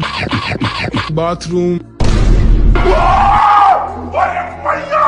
लड़कियों का बेडरूम जहाँ पे वो लोग नहीं जा सकते थे, और यामी के पेट्स के पास जो कि बेसमेंट में लॉक होते हैं। मैग्मा बोलता है ठीक है आस्था, आज तक इन सब की देखभाल मैं करता था और मुझे बहुत दुख के साथ कहना पड़ रहा है कि आज से तुम इन लोगों की देखभाल करोगे और इनका अच्छे से ख्याल रखना, क्योंकि यामी सर छोड़ेंगे नहीं तुमको अगर इनको कुछ भी हुआ तो। एंड आस्था यामी के पेट्स को खाना खिलाने के लिए आगे बढ़ता है, लेकिन ये पेट्स खाने को नहीं आस्था को खाना चाहते थे। वो दोनों वहाँ से भाग जाते हैं और हॉल में रेस लगाने लगते हैं, लेकिन तभी उनके सामने वही लड़की आ जाती है जो कल आस्था को ऊपर से देख रही होती है। एंड ये लड़की कोई और नहीं बल्कि नोएल होती है। एंड यामी ने आस्था के साथ इसको भी अपनी स्क्वाड में लिया होता है। मैग्मा बोलता है आस्था इसने भी तुम्हारी तरह कल ही ब्लैक बुल्स ज्वाइन किया है। आस्था आगे बढ़ता है और नोएल से हैंडशेक करने के लिए अपना हाथ आगे बढ़ाता है, लेकिन नोएल उससे हाथ नहीं मिलाती और बोलती है किसने तुम्हें परमिशन दी मुझसे बात करने की गरीब कीड़े, जिसको सुनकर आस्था गुस्सा हो जाता है। फिर ये लड़की बोलती है मैं हूँ नोएल सिल्वा,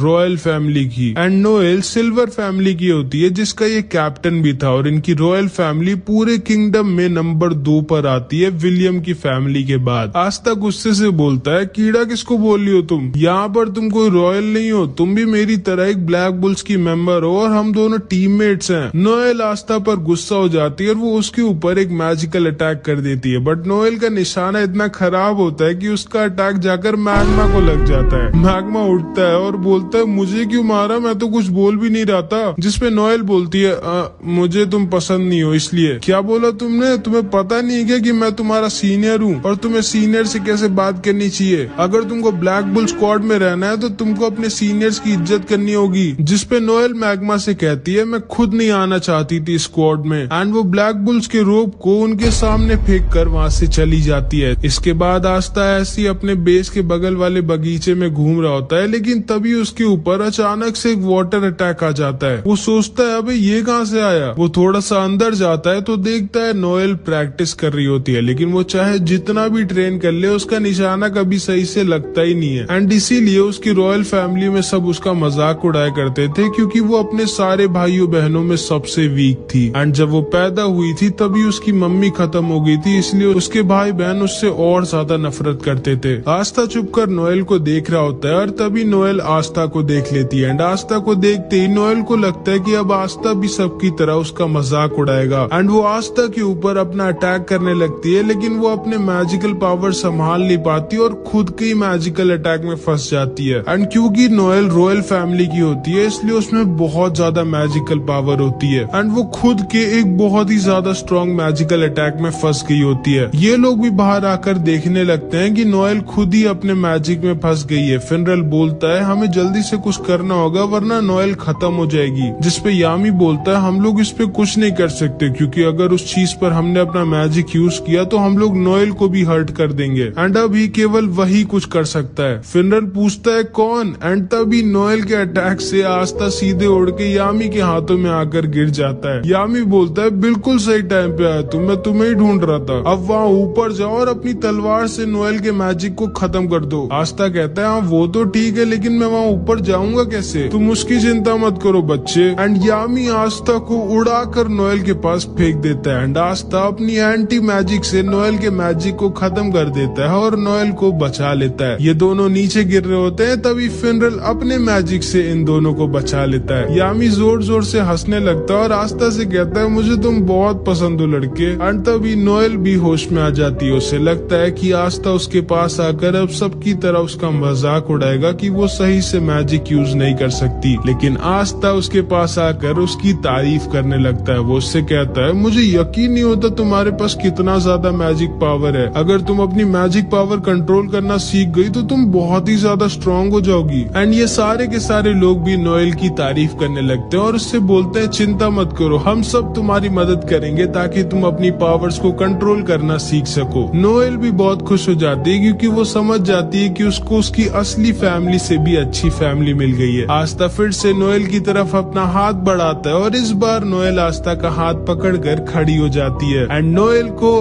आस्था थोड़ा सा अच्छा लगता है, मतलब समझ रहे हो। एंड वहीं पर दूसरी तरफ यूनो का सीनियर क्लॉस यूनो को बहुत ज्यादा परेशान कर रहा होता है और उसके साथ बिल्कुल भी अच्छे से पेश नहीं आ रहा होता। एंड पता नहीं क्यों ये यूनो से इतनी ज्यादा नफरत करता है, लेकिन शायद इसको पता नहीं है कि इसके साथ आगे क्या होने वाला है। तो आज आस्था का ब्लैक बुल्स में दूसरा दिन होता है एंड सुबह सुबह उठते ही सबसे पहले तो आस्था अपने पूरे के पूरे बेस की सफाई करता है। उसके बाद वो काम वालियों की तरह सबके कपड़े धोता है, लड़कियों के भी। फिर ये यामी के पेट्स को खाना खिलाता है जो आज भी खाने को नहीं आस्था को ही खाना चाहते थे। एंड आस्था को ये सब काम इसलिए करने पड़ रहे होते हैं क्योंकि आस्था ने अभी अभी ब्लैक बुल्स ज्वाइन किया और वो सबसे छोटा है वहाँ पर, तो सब उससे अपना काम करवा रहे हैं। इसके बाद हम देखते हैं आस्था और सब लोग कैंटीन में बैठकर ब्रेकफास्ट कर रहे होते हैं एंड आस्था नोएल से कहता है नोएल तुम मेरी मदद क्यों नहीं करती हो, तुम भी तो फर्स्ट ईयर की हो। चुप रहो गधे, मैं क्यों करूँ ये सब, भूलो मत मैं एक रॉयल फैमिली की हूँ, मेरा नाम है नोएल सिल्वा। हाँ मुझे पता है तुम्हारा नाम है नोएल सिल्वा, तब से 50 बार बता चुकी हो, कम से कम मेरी थोड़ी बहुत तो मदद करो।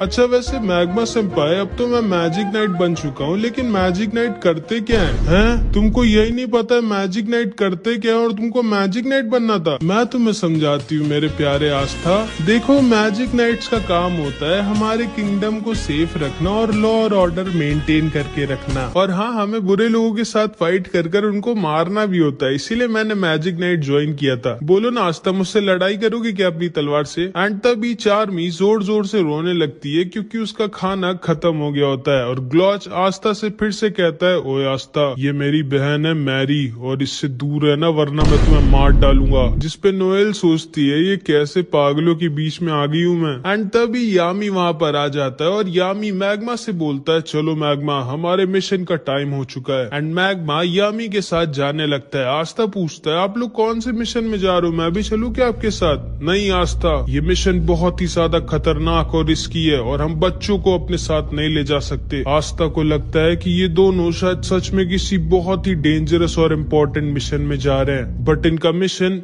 जुआ लड़ने का होता है।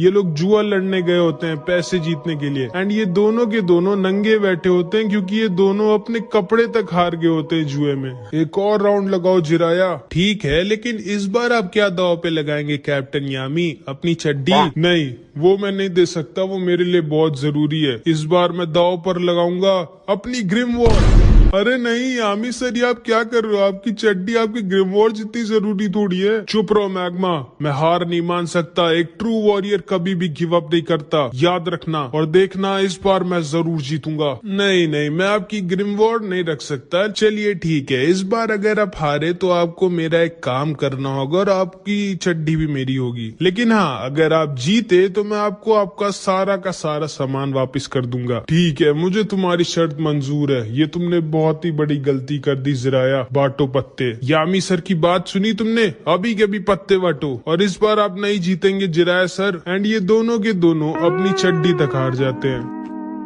उसके बाद मैग्मा आस्था नोएल को उनका पहला मिशन देता है, जो काम इस बूढ़े आदमी ने यामी को दिया होता है। ध्यान से सुनो आस्था नोएल, ये तुम दोनों का पहला मिशन है और ये बहुत ज्यादा खतरनाक है। तुम दोनों को सॉसी विलेज जाना होगा और वहाँ पर कुछ सुअरों को पकड़ना होगा जो गाँव वालों को परेशान कर रहे हैं। ये कैसा मिशन है? ये मुझ जैसे रॉयल पे सूट नहीं करता, ये आस्था से करवाओ। वही तो, हारे तो आप दोनों, हम दोनों क्यों जाए? तभी यामी खड़ा होता है और बोलता है या तो तुम लोग जाओगे या फिर तुम लोग मरोगे, अब डिसाइड कर लो। ठीक है, हम जाएंगे। उसके बाद मैग्मा, आस्था और नोएल तैयार हो जाते हैं सॉसी विलेज पे जाने के लिए। ठीक है, तुम दोनों लोग जाओ, अपनी अपनी उड़ने वाली झाड़ू लेकर आओ, मैं अपनी झाड़ू लेकर आता हूँ। लेकिन मैं झाड़ू से नहीं उड़ सकती। मैं भी नहीं उड़ सकता सेनपाई। हैं? जब तुम दोनों अपनी झाड़ू से उड़ तक नहीं सकते तो तुम दोनों एग्जाम में पास कैसे हो गए? चलो ठीक है, अब कोई रास्ता नहीं है, तुम लोग मेरे साथ ही चलो। एंड मैग्मा अपनी मैजिकल ब्रूम दिखाता है जो कि एकदम बवाल होती है। एंड आस्था एकदम फैन हो जाता है मैग्मा की झाड़ू का। क्यों अच्छी है ना ये आस्था? मेरी झाड़ू का नाम है क्रेजी साइक्लोन।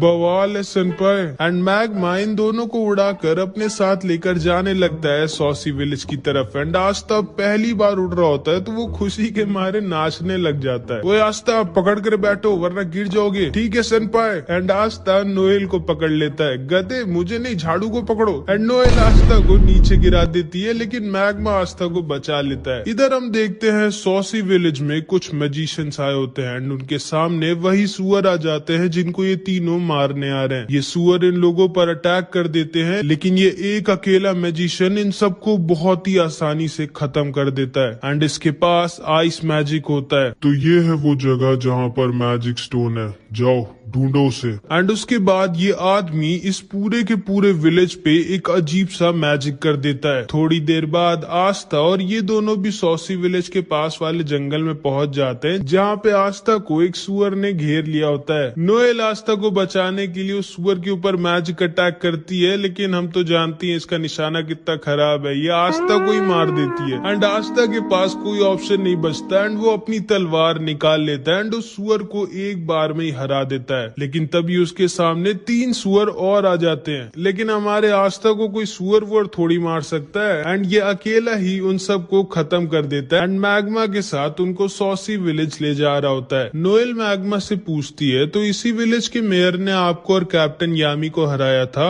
हाँ, उस आदमी का नाम जिराया है और वो सच्ची में बहुत ज्यादा स्ट्रॉन्ग है, जुए और लड़ाई दोनों में। असल में जब मुझे मेरी ग्रिमवॉर पहली बार मिली थी तो मैंने इस विलेज पर अटैक कर दिया था इस विलेज का राजा बनने के लिए, लेकिन फिर जिराया सर ने मेरी जो बैंड बजाई मुझे आज तक याद है। वो बूढ़े जरूर है लेकिन वो बहुत ज्यादा स्ट्रॉन्ग है और उन्होंने ही मुझे ट्रेन किया था मैजिक नाइट बनने के लिए। एंड वो सच्ची में दिल के एक बहुत अच्छे इंसान है। एंड तभी मैग्मा, आस्था और नोएल सॉसी विलेज के पास आ जाते हैं, जिसको आइस ने अपने मैजिक में घेर रखा था। आज का मौसम थोड़ा अजीब नहीं है मैग्मा सेंपाई? गधे, वो मौसम नहीं मैजिक है। आस्था जल्दी कुछ करो। भला मैं क्या कर सकता हूँ इसमें? यार तुम कितने कम दिमाग के हो, अपनी तलवार से उस मैजिक को हटाओ। अच्छा हाँ, ओके। एंड आस्था अपनी तलवार से आइस के मिस्ट मैजिक को हटा देता है। ये तीनों देखते हैं पूरे विलेज के लोगों को आइस और उसके साथियों ने बंदी बना कर रखा है। एंड आइस अपने मैजिक से इन सबको खत्म करने वाला होता है, लेकिन तभी मैग्मा अपने मैजिक से इन सबको बचा लेता है। ये सारे गांव के लोग मैग्मा को देखकर बहुत खुश हो जाते हैं और मैग्मा उन सबके पास आता है तो देखता है जिराया खत्म हो चुका था एंड उसने अपनी आखिरी सांस तक विलेजर्स को प्रोटेक्ट। अरे तुम लोग अंदर कैसे आ गए? चलो अच्छी बात है, मैं वैसे भी यहाँ पर बहुत बोर हो रहा था। एंड आइस मैग्मा के ऊपर भी एक बहुत ही बड़ा और स्ट्रॉन्ग मैजिकल अटैक कर देता है, जिसे मैग्मा डॉज नहीं कर सकता था। लेकिन तभी आस्था अपनी एंटी मैजिक स्वॉर्ड से आइस के अटैक को बीच से काट देता है। आइस शॉक्ड रह जाता है कि ये कैसी मैजिक पावर है, ये तो मैं पहली बार देख रहा हूँ। एंड आस्था आइस से बोलता है तू तो गया, एंड वो आइस की तरफ अपनी तलवार लेकर भागता है। ये लोग भी आस्था के ऊपर अटैक करते हैं, लेकिन आस्था की तलवार के रहते उनके अटैक्स आस्था को छू भी नहीं सकते थे। आइस आस्था से बोलता है बहुत खूब बच्चे, मुझे नहीं पता था ब्लैक बुल जैसी बेकार स्क्वाड में तुम्हारे जैसी अनोखी मैजिकल पावर वाला कोई लड़का है। आखिर तुम इन सब जानवरों को क्यों बचाना चाहते हो? क्या बोला तुमने?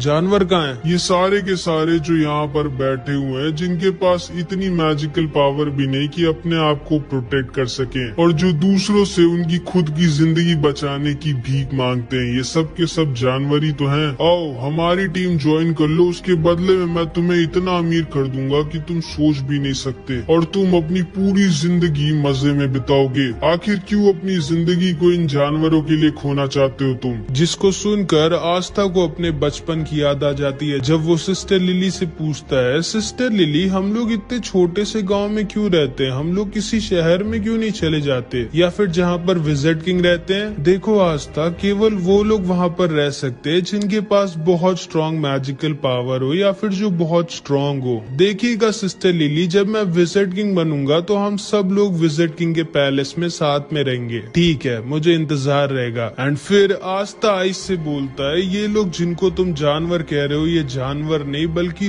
तुम जानवर हो, क्योंकि तुम्हारे अंदर इंसानियत नहीं है, जो कि एक इंसान होने की सबसे बड़ी खूबी होती है। ये लोग मेहनत कर कर अपना पेट पालते हैं और खुशी खुशी रहते हैं, एंड कोई भी बुरा काम नहीं करते। ये सब असली मायनों में इंसान है। एंड आस्था दोबारा से आइस के ऊपर अटैक कर देता है, तुम भी इन सब की तरह बेवकूफ हो, अब मरो। एंड आइस के साथ ही दोबारा से पूरे के पूरे विलेज को मिस्ट मैजिक में घेर लेते हैं। एंड आइस अपने मैजिक से आस्था और सारे लोगों को अपनी आइस ब्लेड से घेर लेता है एंड उन सब पर अटैक करने लगता है। आस्था अकेली उसके सारे अटैक्स रोक रहा होता है और मैग्मा नोएल और सारे विलेजर्स को बचा रहा होता है, लेकिन वो बहुत ज्यादा थक चुका होता है। आखिर कब तक लड़ोगे बच्चे? मैं कई दिनों तक तुम पर अटैक करता रह सकता हूँ। आखिर कभी न कभी तो तुम थकोगे या फिर मिस करोगे, एंड वही तुम्हारी जिंदगी का आखिरी पल होगा। एक गलती और तुम खत्म। और मुझे नहीं लगता कि ये तुम्हारा दोस्त भी ज्यादा टाइम तक टिक पाएगा और इन जानवरों को और खुद को बचा पाएगा। आस्था सोचने लगता है कि अब वो क्या करे। अगर वो अपने आप को बचाता रहेगा तो मैग्मा नोएल और सारे गांव वाले मारे जाएंगे। एंड तभी आस्था को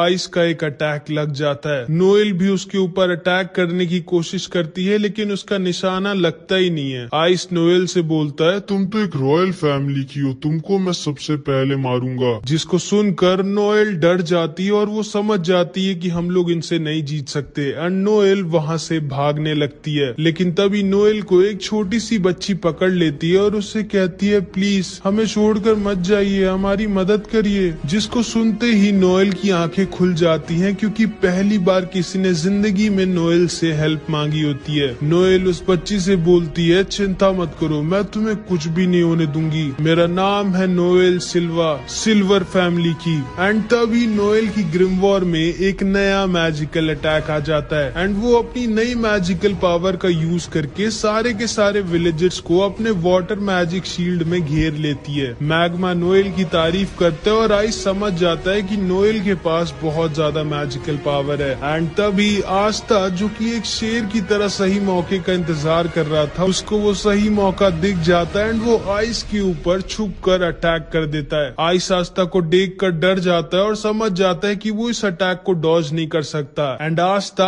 आइस के सीने में अपनी तलवार घुसेड़ देता है, बट आस्था की तलवार आइस के दिल तक नहीं पहुंच पाती। एंड तभी आइस भी अपनी मैजिक से आस्था के पेट में एक छेद कर देता है एंड आस्था नीचे आकर गिर जाता है। आइस उसके पास आता है और बोलता है, अब थोड़ी देर दर्द में तड़पो बच्चे, उसके बाद तुम खुद ही खत्म हो जाओगे। एंड आइस जाकर अपने मैजिक से नोएल की शील्ड को तोड़ने लगता है। मैग्मा डर जाता है और वो समझ जाता है कि वो आइस को नहीं हरा सकता। एंड वो डिसाइड कर लेता है कि मे बी शायद जिराया सर ने जो कुछ भी उसके लिए किया है उसका हिसाब बराबर करने का टाइम आ गया है। एंड मैग्मा डिसाइड करता है कि वो अपनी आखिरी सांस तक आइस से लड़ाई करेगा जब तक वो खत्म नहीं हो जाएगा। आइस नोएल की शील्ड को तोड़ने ही वाला होता है, लेकिन तभी आस्था पीछे से दोबारा आइस पर अटैक कर देता है, बट आइस आस्था को फिर से उसे इंजर्ड करके दूर गिरा देता है। तुम अभी तक हार नहीं माने बच्चे। एंड आस्ता बार बार आइस पर अटैक कर रहा होता है, लेकिन बार बार इंजर्ड होकर दूर गिर जा रहा होता है एंड फिर से खड़ा हो जा रहा होता है। मैग्मा आस्ता को देखता है और समझ जाता है नहीं, वो अभी मर नहीं सकता जब तक वो सारे विलेजर्स को बचा ना ले। आइस बोलता है, आखिर तुम इन जानवरों को क्यों इतनी पागलों की तरह बचाना चाहते हो बच्चे? आखिर मिलेगा क्या तुमको इन सबको बचाकर? जिसपे आस्ता बोलता है, इन सबको बचाकर मुझे मिलेंगी इन सब की दुआएं, जिससे मैं एक दिन बनूंगा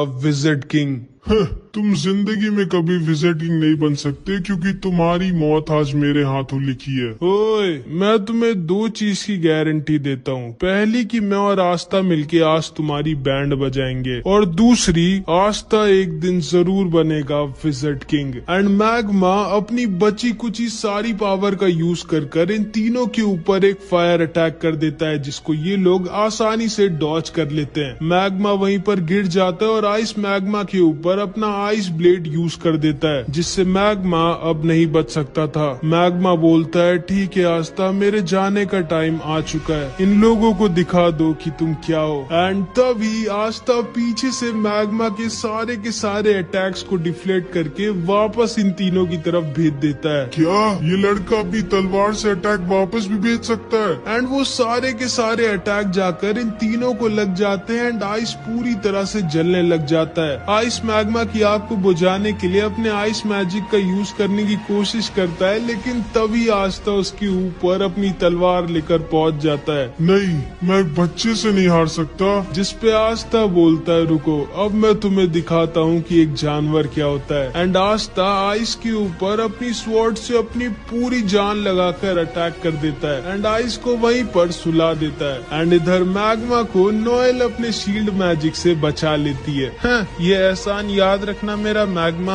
हाँ ठीक है। आस्था खड़े होके जोर से चिल्लाता है क्योंकि उसने पूरे विलेज को बचा लिया होता है। एंड तभी आस्था वहीं पर गिर जाता है। मैग्मा उसके पास जाकर देखता है क्या हो गया इसको, तो वो देखता है आस्था मस्त वहीं पे सो गया है। एंड नोएल को भी आस्था थोड़ा और ज्यादा पसंद आ जाता है, मतलब समझ रहे हो। एंड तभी वो चिड़िया जो आस्था के साथ रहती थी वो उड़ते हुए एक घर में जाती है और उस मैजिक स्टोन को उठा लेती है, जिसको ये तीनों यहाँ पर लेने आए होते हैं। इसके बाद हम देखते हैं ये तीनों होश में आगे होते हैं एंड मैग्मा इनसे बोलता है, अब जल्दी से जल्दी अपना सारा का सारा प्लान बताओ, आखिर क्यों आए थे तुम लोग यहाँ। जिसपे आइस बोलता है, माफ करिएगा सर, मैं अपना मिशन पूरा नहीं कर पाया। एंड तभी आइस और ये दोनों अपने मैजिक से खुद को ही खत्म कर लेते हैं। आस्था देखकर डर जाता है कि आखिर कौन थे ये लोग जिनके लिए उनकी खुद की जिंदगी से ज्यादा जरूरी उनके सर का ऑर्डर था। इसके बाद आस्था, मैग्मा और नोएल जिराया के टॉम पर खड़े होते हैं और जिराया का पोता बहुत ज्यादा रो रहा होता है। मैग्मा बोलता है, सुनो लड़के, रो मत, तुम्हारे बाबा की एक बहुत ही रिस्पेक्टेबल डेथ हुई है। वो इतने सारे लोगों को अकेले बचाते हुए मरे हैं, उन्हें जरूर से स्वर्ग मिला होगा। मैं जानता हूँ मेरे दादाजी को स्वर्ग मिला होगा, लेकिन अब हम लोगों की प्रोटेक्शन कौन करेगा? तुम्हारे दादाजी वो जिम्मेदारी अब तुम्हारे ऊपर छोड़कर चले गए बच्चे। लेकिन मैं अपने दादाजी जितना स्ट्रॉन्ग नहीं हूँ, तो बनो स्ट्रॉन्ग। अब तुम्हें ही अपने पूरे विलेज को प्रोटेक्ट करना होगा। जिसपे ये लड़का खड़ा होता है और बोलता है, क्या मैं भी आप लोगों की तरह स्ट्रॉन्ग बन सकता हूँ और एक दिन मैजिक नाइट बन सकता हूँ? जिसपे आस्था इसके पास आकर बोलता है, हाँ जरूर, अगर तुम अपने सपने के लिए बहुत मेहनत करो और उसको पूरे दिल से चाहो तो तुम कुछ भी बन सकते हो। एंड ये बच्चा ये चीज सुनते ही आस्था का फैन हो जाता है। लेकिन तभी आस्था की चिड़िया वो मैजिक स्टोन लाकर आस्था के सर पर खोदने लगती है, मानो वो उससे कह रही हो कि अब जल्दी घर चलो। नोएल को आस्था की बर्ड बहुत क्यूट लगती है और वो उससे कहती, आओ मेरे सर पे भी आकर बैठो ना। लेकिन वो हमेशा ही आस्था के ऊपर ही रहती है एंड उसके मुंह में वही मैजिक स्टोन है जो ये तीनों लेने आए थे। इसके बाद हम इन तीनों के बॉस को देखते हैं, जो कि हमारी सीरीज का एक विलेन है। यकीन नहीं होता आइस मारा गया और वो मैजिक स्टोन ब्लैक बुल्स के पास है।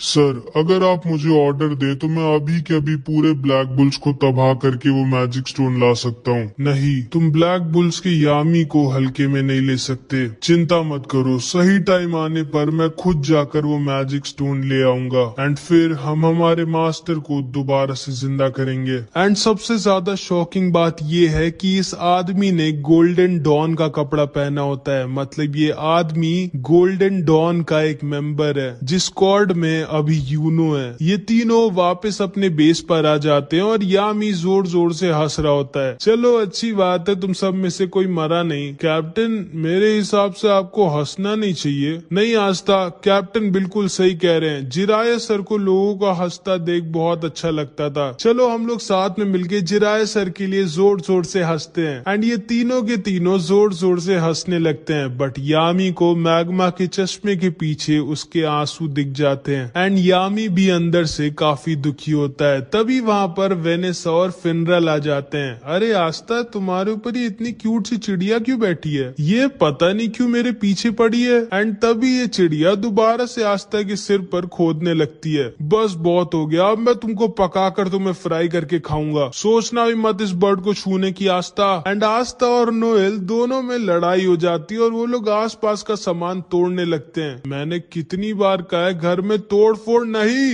एंड यामी गुस्से में खुद पीछे की दीवार तोड़ देता है। फिर यामी सबसे कहता है, अच्छा हाँ, मैं तुम्हें बताना भूल गया आस्था, जो तुमने किया है उसके लिए विजिट किंग ने खुद तुम्हारी तारीफ करी है। कि क्या? विजिट किंग ने? हाँ, और उन्होंने कहा है कि वो जल्द ही तुमसे मिलेंगे। जिसको सुनकर आस्था एकदम शॉक्ड रह जाता है कि विजिट किंग उससे मिलना चाहिए। एंड आज आस्था के लिए एक बहुत ही स्पेशल डे होता है क्योंकि आज आस्था को उसकी पहली सैलरी मिलती है। इतने सारे पैसे, ये मेरी पूरी जिंदगी की सैलरी है क्या? ये तुम्हें ज्यादा लग रहे हैं आस्था? हाँ और नहीं तो क्या, इतने में मैं और मेरा पूरा चर्च साल भर खाना खाए। कैप्टन मैं आपको अपना सारा का सारा पैसा दूंगा, आप मुझसे लड़ाई करेंगे क्या? नहीं कैप्टन, मैं अपनी छोटी बहन मारी से मिलने जा रहा हूँ। जाओ, मैं तो ढेर सारा खाना खाऊंगी। हाँ बस फटना मत, कुछ तो बोलो। इतना तो मैं दान दे दिया करती थी, जो मिला उस पे खुश रहो, समझी? ज्यादा उड़ो मत। मेरे प्यारे आस्था, तुम अपनी पहली सैलरी से क्या करने वाले हो? डेट पे चलोगे क्या मेरे साथ? नहीं, मैं अपने सारे पैसे वापस चर्च भेज दूंगा और थोड़ा दूर हट के बात कर सकती हैं आप मुझसे। ओए आस्था, बहुत अच्छे, तुम्हें अपना सारा का सारा पैसा घर भेज देना चाहिए। बहुत अच्छा कर रहे हो। हमें अपनी फैमिली के बारे में कभी नहीं भूलना चाहिए और उनका भी ख्याल रखना चाहिए। आप भी अपना सारा पैसा वापस भेजते हैं क्या मैग्मा सेंपाई? नहीं, मैं तो जुआ लड़ने जा रहा हूँ। कैसा आदमी है ये? आस्था देखो, वापस घर पैसे भेजना अच्छी बात होती है, लेकिन सारे पैसे भेजने की क्या जरूरत है? थोड़ा बहुत अपने लिए भी रख लो। लेकिन मैं करूँगा क्या इन पैसों का? मेरे साथ शॉपिंग चलो और क्या। उसके बाद आस्था, नोएल और वेनेसा कीका टाउन जा रहे होते हैं शॉपिंग करने। आस्था मुझे पकड़ना मत। ठीक है, मैंने कहा था मुझे पकड़ना मत गधे।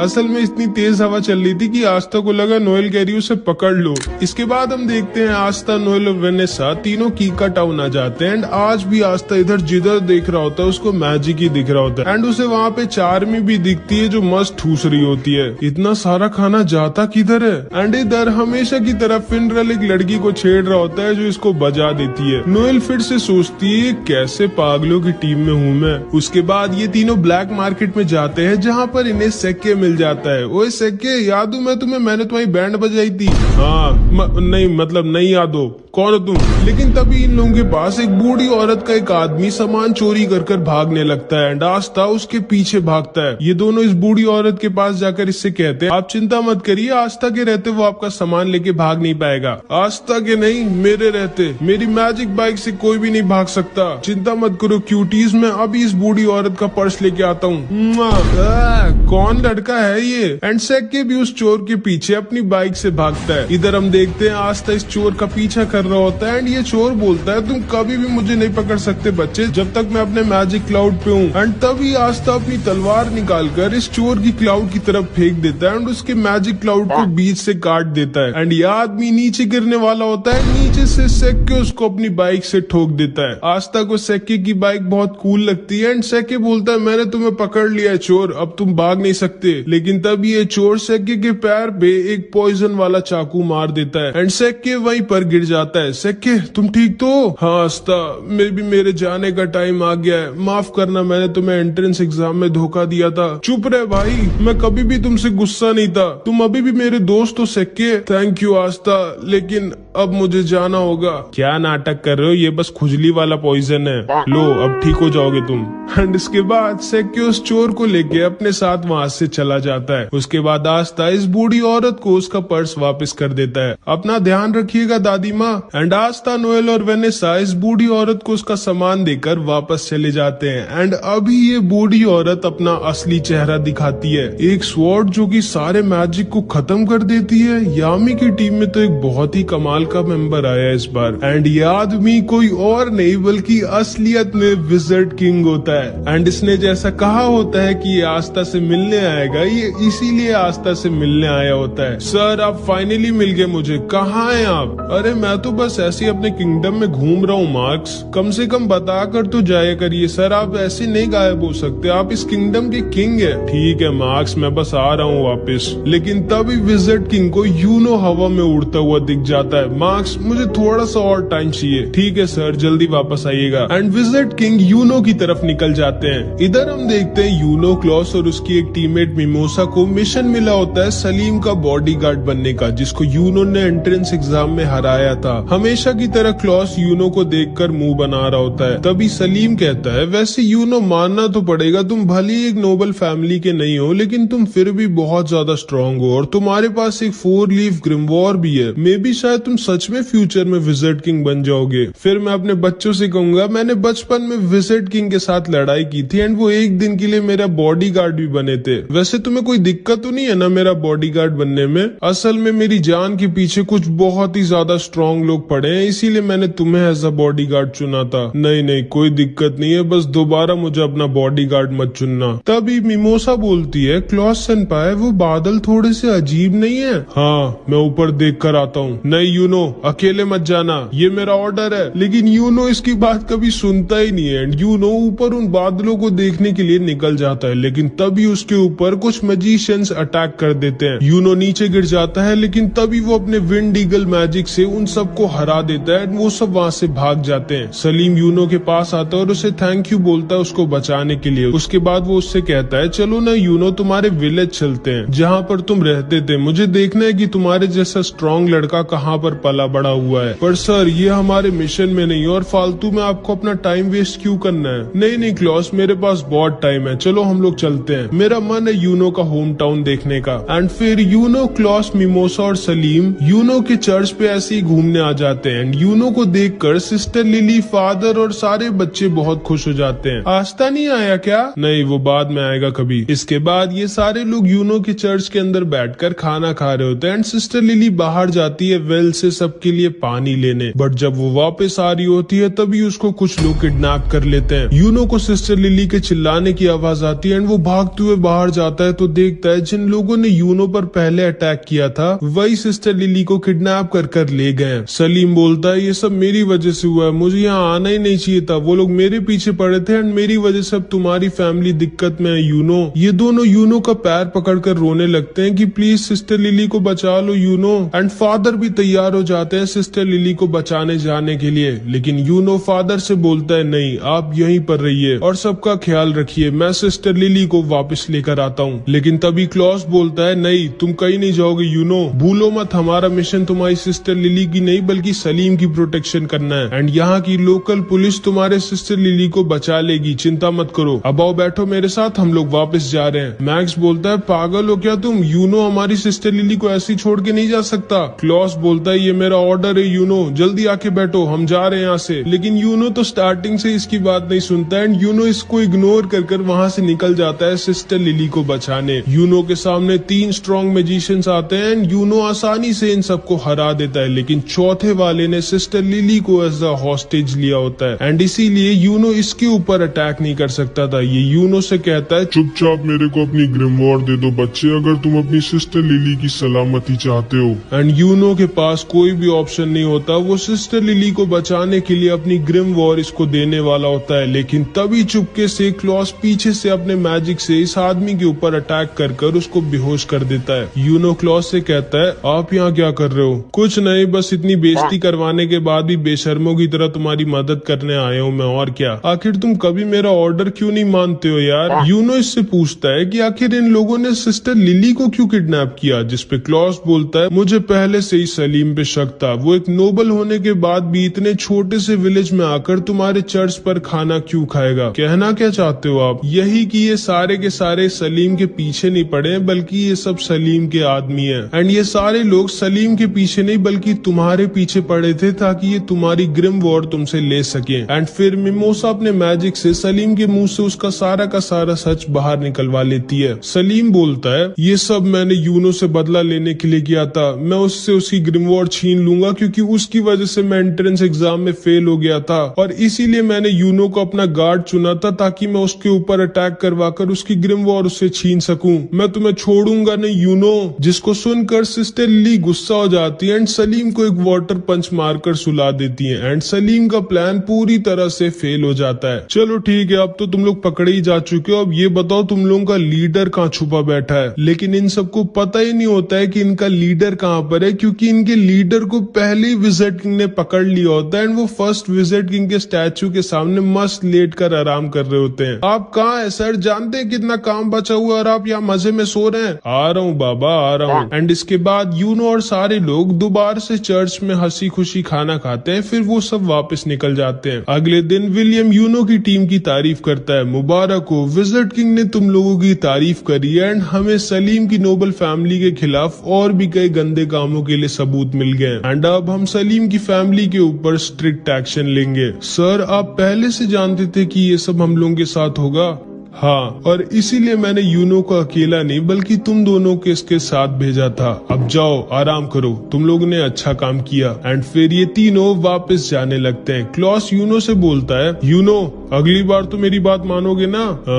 हाँ, मुझे पता है तुम झूठ बोल रहे हो, आखिर ऐसा क्यों करते हो तुम? एंड यूनो उसे इग्नोर कर रहा होता है, जिसको सुनकर मिमोसा हंसने लगती है। एंड इधर हम देखते हैं मैग्मा दोबारा से जुए में सब कुछ हार जाता है, अपने कपड़े तक हार जाता है एंड चार्मी हमेशा की तरह ठूस रही होती है। एंड इधर दूसरी तरफ अचानक से एक बहुत बड़ा डंजन क्लोवर किंगडम और डायमंड किंगडम के बीच में ओपन हो जाता है। जिसको नहीं पता है मैं बता दूं, डंजन मतलब एक सीक्रेट टनल टाइप का होता है जिसके अंदर लोग खजाना यानी कि ट्रेजर छुपा कर रखते हैं। एंड अंदर बहुत सारे ट्रैप्स भी होते हैं, इसलिए थोड़ा डेंजरस भी होता है। मार्क्स विजिट किंग से कहता है, सर मुझे आपको कुछ बताना है। मुझे पता है मार्क्स उस डंजन के बारे में, और मुझे ये भी पता है कि हमें किसको उस मिशन पर भेजना चाहिए। एंड इसके बाद हम देखते हैं ये सारे के सारे ब्लैक बुल्स के मेंबर आस्था की चिड़िया का नाम डिसाइड कर रहे होते हैं। मैं इसका नाम रखता हूँ मैग्ना फायर। बिल्कुल नहीं, बहुत ही गंदा नाम है। इसका नाम होगा जॉन स्नो। नहीं, ये चिड़िया है, कोई राजा थोड़ी ना है। इसका नाम रख देते हैं दारू। दारू कैसा रहेगा?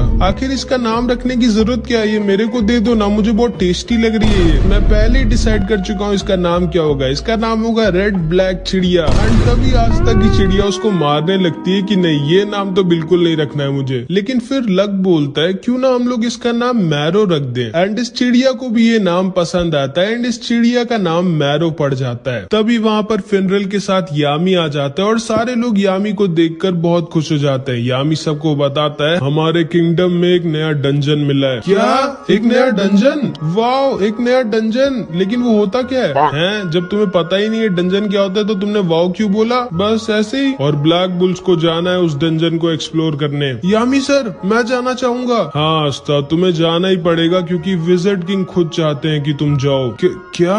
Visit king? लगता है विजिट किंग सर को मैं बहुत ज्यादा अच्छा लगने लगा हूँ एंड ऐसे ही चलता रहा तो अपने बाद वो मुझे विजिट किंग बना देंगे।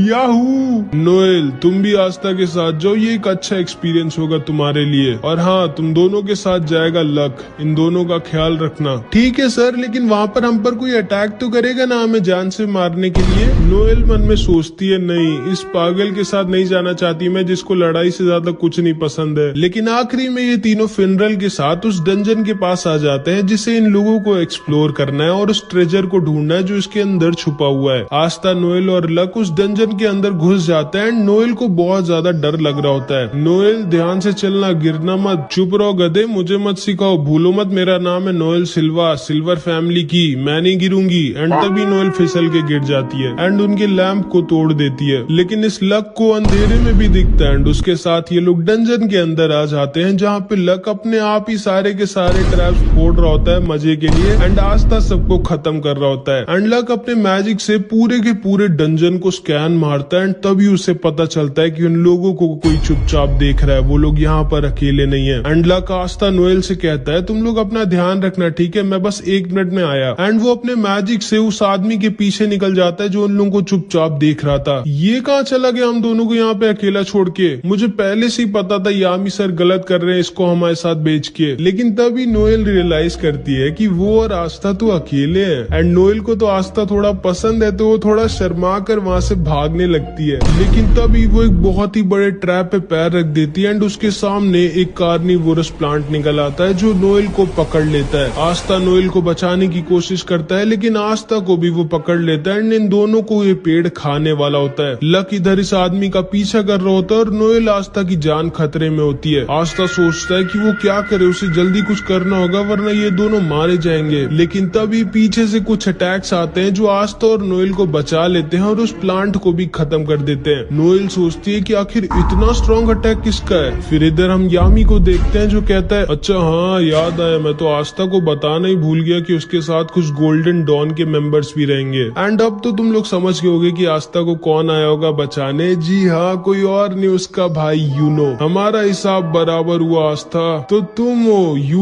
यूनो और ये दोनों नीचे आकर आस्था और नोएल से मिलते हैं। क्लॉस बोलता है हाँ मुझे लगा ही था इतने वीक से ट्रैप में ब्लैक बुल्स जैसी बेकार स्क्वाड का ही कोई मेंबर फंसा होगा। ये आपके चेहरे पे कुछ लगा है, मुंह नहीं धोया क्या आपने? ओए लड़के, तमीज से बात करो मुझसे, मैं गोल्डन डॉन का सीनियर मेंबर हूँ, मेरा नाम है क्लॉस और मैं एक नोबल फैमिली से हूँ। तुम्हारी हिम्मत कैसे हुई मुझसे ऐसे बात करने की? एंड इधर मिमोसा नोएल से मिलती है एंड ये दोनों बहनें होती है एंड इन दोनों की बिल्कुल भी नहीं पटती आपस में। हाँ, कैसी हो नोएल, तुम्हें तो काफी दिक्कत हो रही होगी, मैंने सुना है ब्लैक बुल्स के सारे मेंबर थोड़े पागल हैं। हाँ मैं तो बिल्कुल ठीक हूँ, तुम कैसी हो? क्योंकि मैंने सुना है गोल्डन डॉन में सबके सब बहुत स्ट्रांग है और तुम तो सबके लिए एक बोझ बन गई होगी क्योंकि तुम इतनी वीक हो। नहीं, मेरा मैजिक तो बहुत इंपॉर्टेंट और यूजफुल है गोल्डन डॉन के लिए। विलियम सर ने खुद मुझसे कहा था। तुम्हारा क्या हाल है? निशाना ठीक हुआ तुम्हारा? हाँ अब ठीक हो गया। एंड ये दोनों ऐसी एक दूसरे को ताना मार रही होती है और आस्था और क्लॉस आपस में लड़ रहे होते हैं। अच्छा हाँ याद आया, तुम्हारे साथ तो कोई एक और भी होना चाहिए था ना, कहाँ है वो? कहीं डर के भाग तो नहीं गया तुम लोगों को अकेला छोड़ के? जिसपे आस्था और नोएल कुछ नहीं बोल सकते थे क्योंकि उन्हें खुद ही नहीं पता है कि लक कहाँ पर गया है। एंड इधर लक इस आदमी का पीछा कर रहा होता है जो बहुत तेज भाग रहा होता है। यही एक्सपेक्ट किया जा सकता है ब्लैक बुल्स जैसी बेकार स्क्वाड से जिनका कैप्टन खुद किसी काम का ना हो, बस पूरा दिन सिगरेट पीने और जुआ लड़ने के अलावा कुछ करता ना हो। उसकी टीम से क्या ही एक्सपेक्ट किया जा सकता है। ओए चश्मे, ज्यादा बोल मत, देखना ब्लैक बुल्स तुम्हारी स्क्वाड से पहले इस डंजन के ट्रेजर को ढूंढेगी।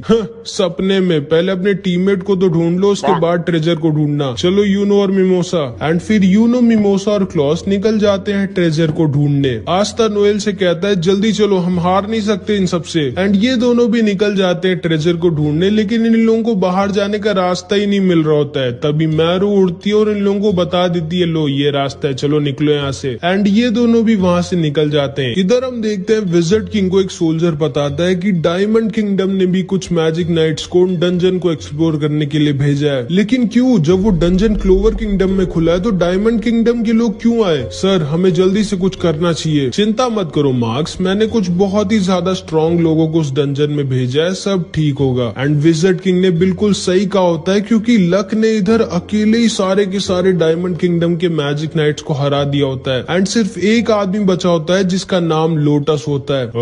तो मैं देख सकता हूँ तुम काफी स्ट्रॉन्ग हो बच्चे, तुमने तो अकेले ही मेरे सारे के सारे चेलों को हरा दिया। हाँ लेकिन तुम्हारे चेले बहुत वीक थे, तुम तो स्ट्रॉन्ग हो ना, क्योंकि मैं अभी किसी स्ट्रॉन्ग आदमी से लड़ने के लिए मर रहा हूँ। हाँ मैं स्ट्रॉन्ग तो हूँ लेकिन मैं यहाँ से भाग रहा हूँ क्योंकि मेरा लड़ने का मन नहीं अभी। लेकिन तभी लक इसके ऊपर अटैक कर देता है एंड लोटस अपना मैजिक दिखाता है जो कि होता है स्मोक मैजिक। तो तुम्हारे पास लाइटनिंग मैजिक है एंड तुम्हारी रोप से मुझे मुझे पता चल रहा है कि तुम ब्लैक बुल्स के मेंबर हो। मैं बता दूं कि मैं आज तक सिर्फ एक आदमी से ही फाइट में आ रहा हूँ, जो कि तुम्हारा कैप्टन यामी है। कोई बात नहीं, आज तुम दूसरी बार हारोगे। अब आओ लड़ो ना मुझसे। लेकिन तभी अचानक से लक को कुछ अजीब सा लगता है।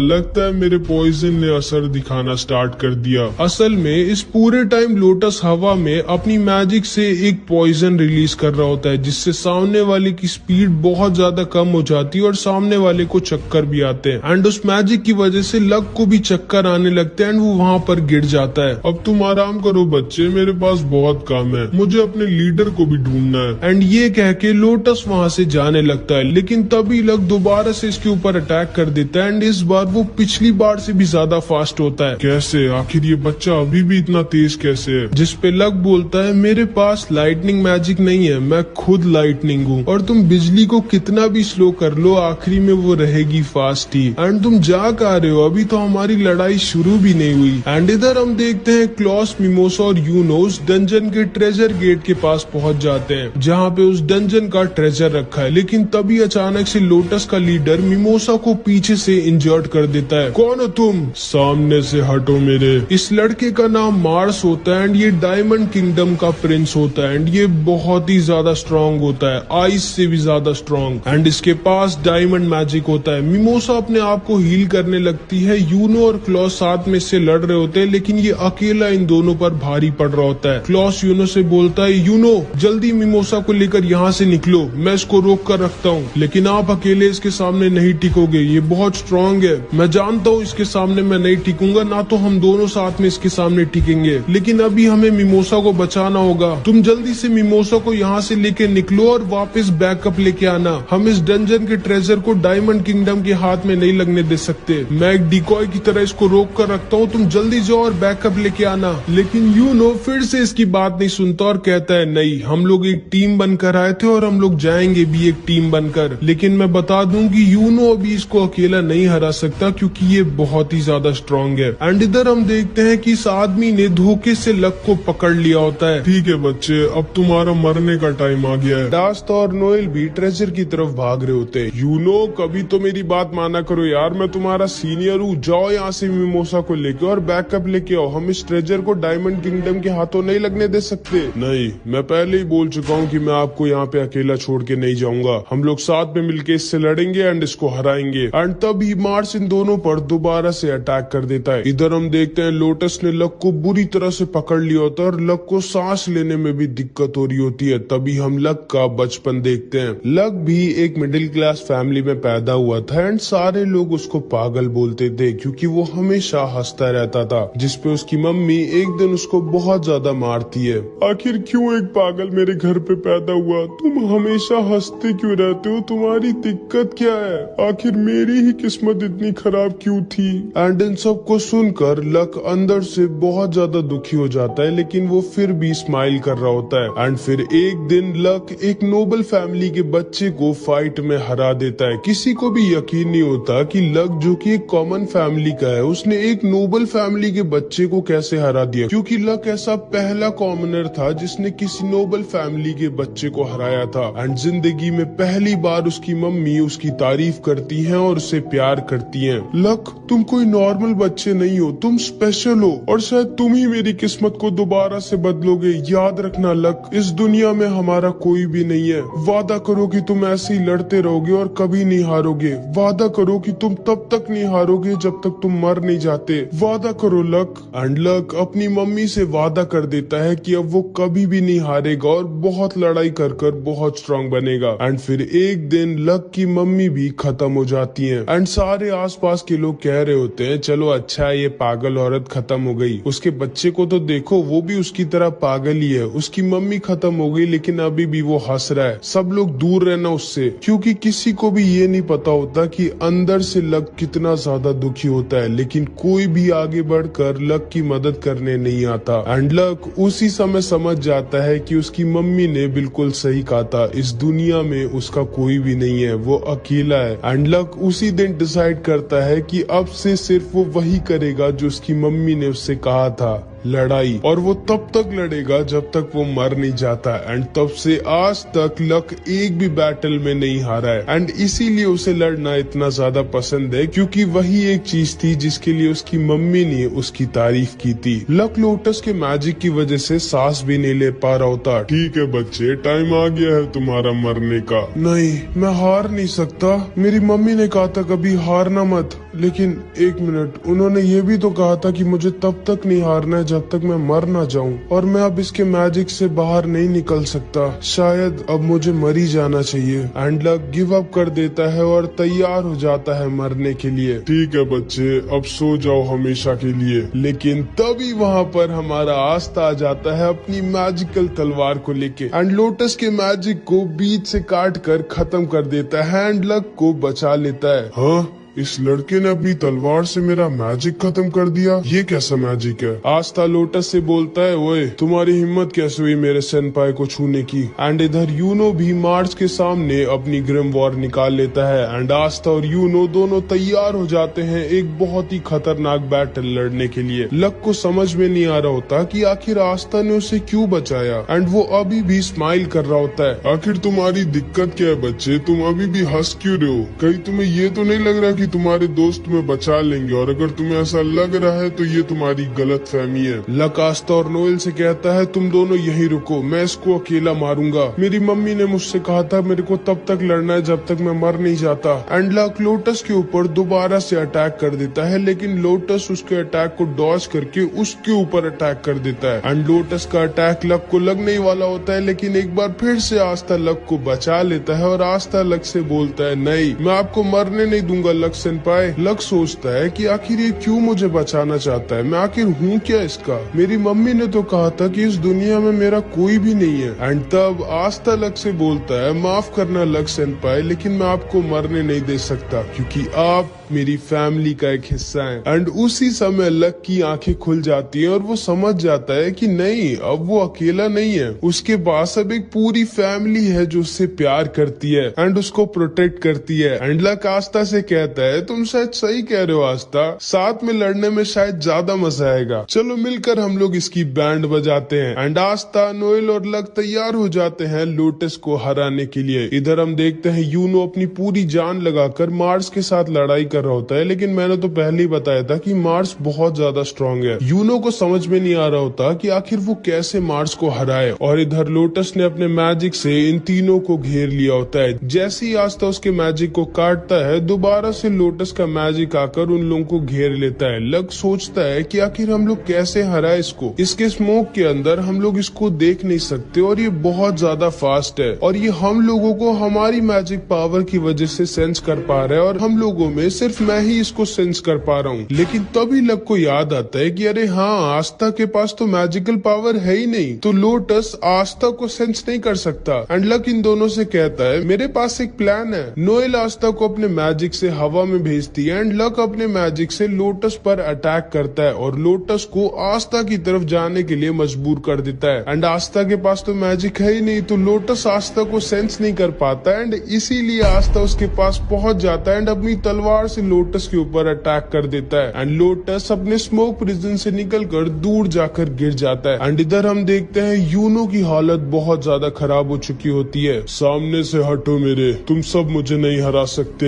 एंड लोटस इधर समझ जाता है कि नहीं, वो आस्था के रहते इन लोगों को नहीं हरा सकता। एंड तभी वो अपने मैजिक से एक स्मोक कार बनाकर वहाँ से भागने लगता है। भाई साहब, आखिर क्या क्या कर सकता है अपने मैजिक से। लक उसके पीछे भागता है, लेकिन लक को चकमा देके लोटस वहाँ से निकल जाता है। चलो अच्छा है वो भाग गया, अब हमें क्या करना चाहिए? यार वो भाग गया, मेरे को उसको जान से मारना था, लेकिन चलो कोई नहीं, चलो हम लोग मिलके अब ट्रेजर ढूंढते हैं। लेकिन तभी लक मार्स के मैजिक पावर को सेंस कर लेता है। एक मिनट, यहाँ पे अभी आसपास कोई और भी है जिसके पास बहुत ज्यादा स्ट्रॉन्ग मैजिकल पावर है, चलो हम लोग साथ में चलते हैं उसके साथ लड़ने और उसको हराने। एंड इधर हम देखते हैं मिमोसा बहुत ज्यादा हर्ट होती है और धीरे धीरे हील हो रही होती है और यूनो अपनी पूरी जान लगाकर मार्स के साथ लड़ाई कर रहा होता है, लेकिन मार्स बहुत ज्यादा स्ट्रांग होता है और उसकी और यूनो की फाइट में मार्स यूनो पर भारी पड़ रहा होता है। एंड देखकर लग भी नहीं रहा होता कि मार्स जरा सा भी थका हुआ है। क्लॉस समझ जाता है कि ये लड़का कोई नॉर्मल ह्यूमन नहीं है, ये वो है जिसके ऊपर डायमंड किंगडम ने एक एक्सपेरिमेंट कर इसको स्ट्रांग बनाया था, जिसमें इसके साथ और भी कई बच्चों पर एक्सपेरिमेंट किया गया था और उसके बाद उन सबको आपस में लड़ाया गया था। एंड आखिरी में सिर्फ एक बच्चा जिंदा बचा था, जो कि था मार्स। क्लॉस को अंदर से बहुत बुरा भी लग रहा होता है, क्योंकि एक नोबल फैमिली का होने के बाद भी यूनो, जो कि एक कॉमनर है, वो उसको प्रोटेक्ट कर रहा है। एंड क्लॉस गुस्से से अपनी पूरी जान लगाकर मार्स के ऊपर अटैक कर देता है, लेकिन मार्स अपने डायमंड शैडो क्लोन से खुद को बचा लेता है एंड वो क्लॉस के ऊपर अपने डायमंड क्लोन से अटैक कर देता है और यूनो के ऊपर अपनी डायमंड स्वॉर्ड से। यूनो बहुत ज्यादा इंजर्ड होता है, लेकिन किसी तरह वो अपने आप को बचा रहा होता है और बार बार मार्स के ऊपर अटैक कर रहा होता है, लेकिन मार्स को वो हिला भी नहीं पा रहा होता और मार्स को कुछ भी फर्क नहीं पड़ रहा होता यूनो के अटैक से। मार्स यूनो से बोलता है, तुम्हें समझ में नहीं आ रहा क्या? तुम मुझे नहीं हरा सकते, गिव अप कर दो।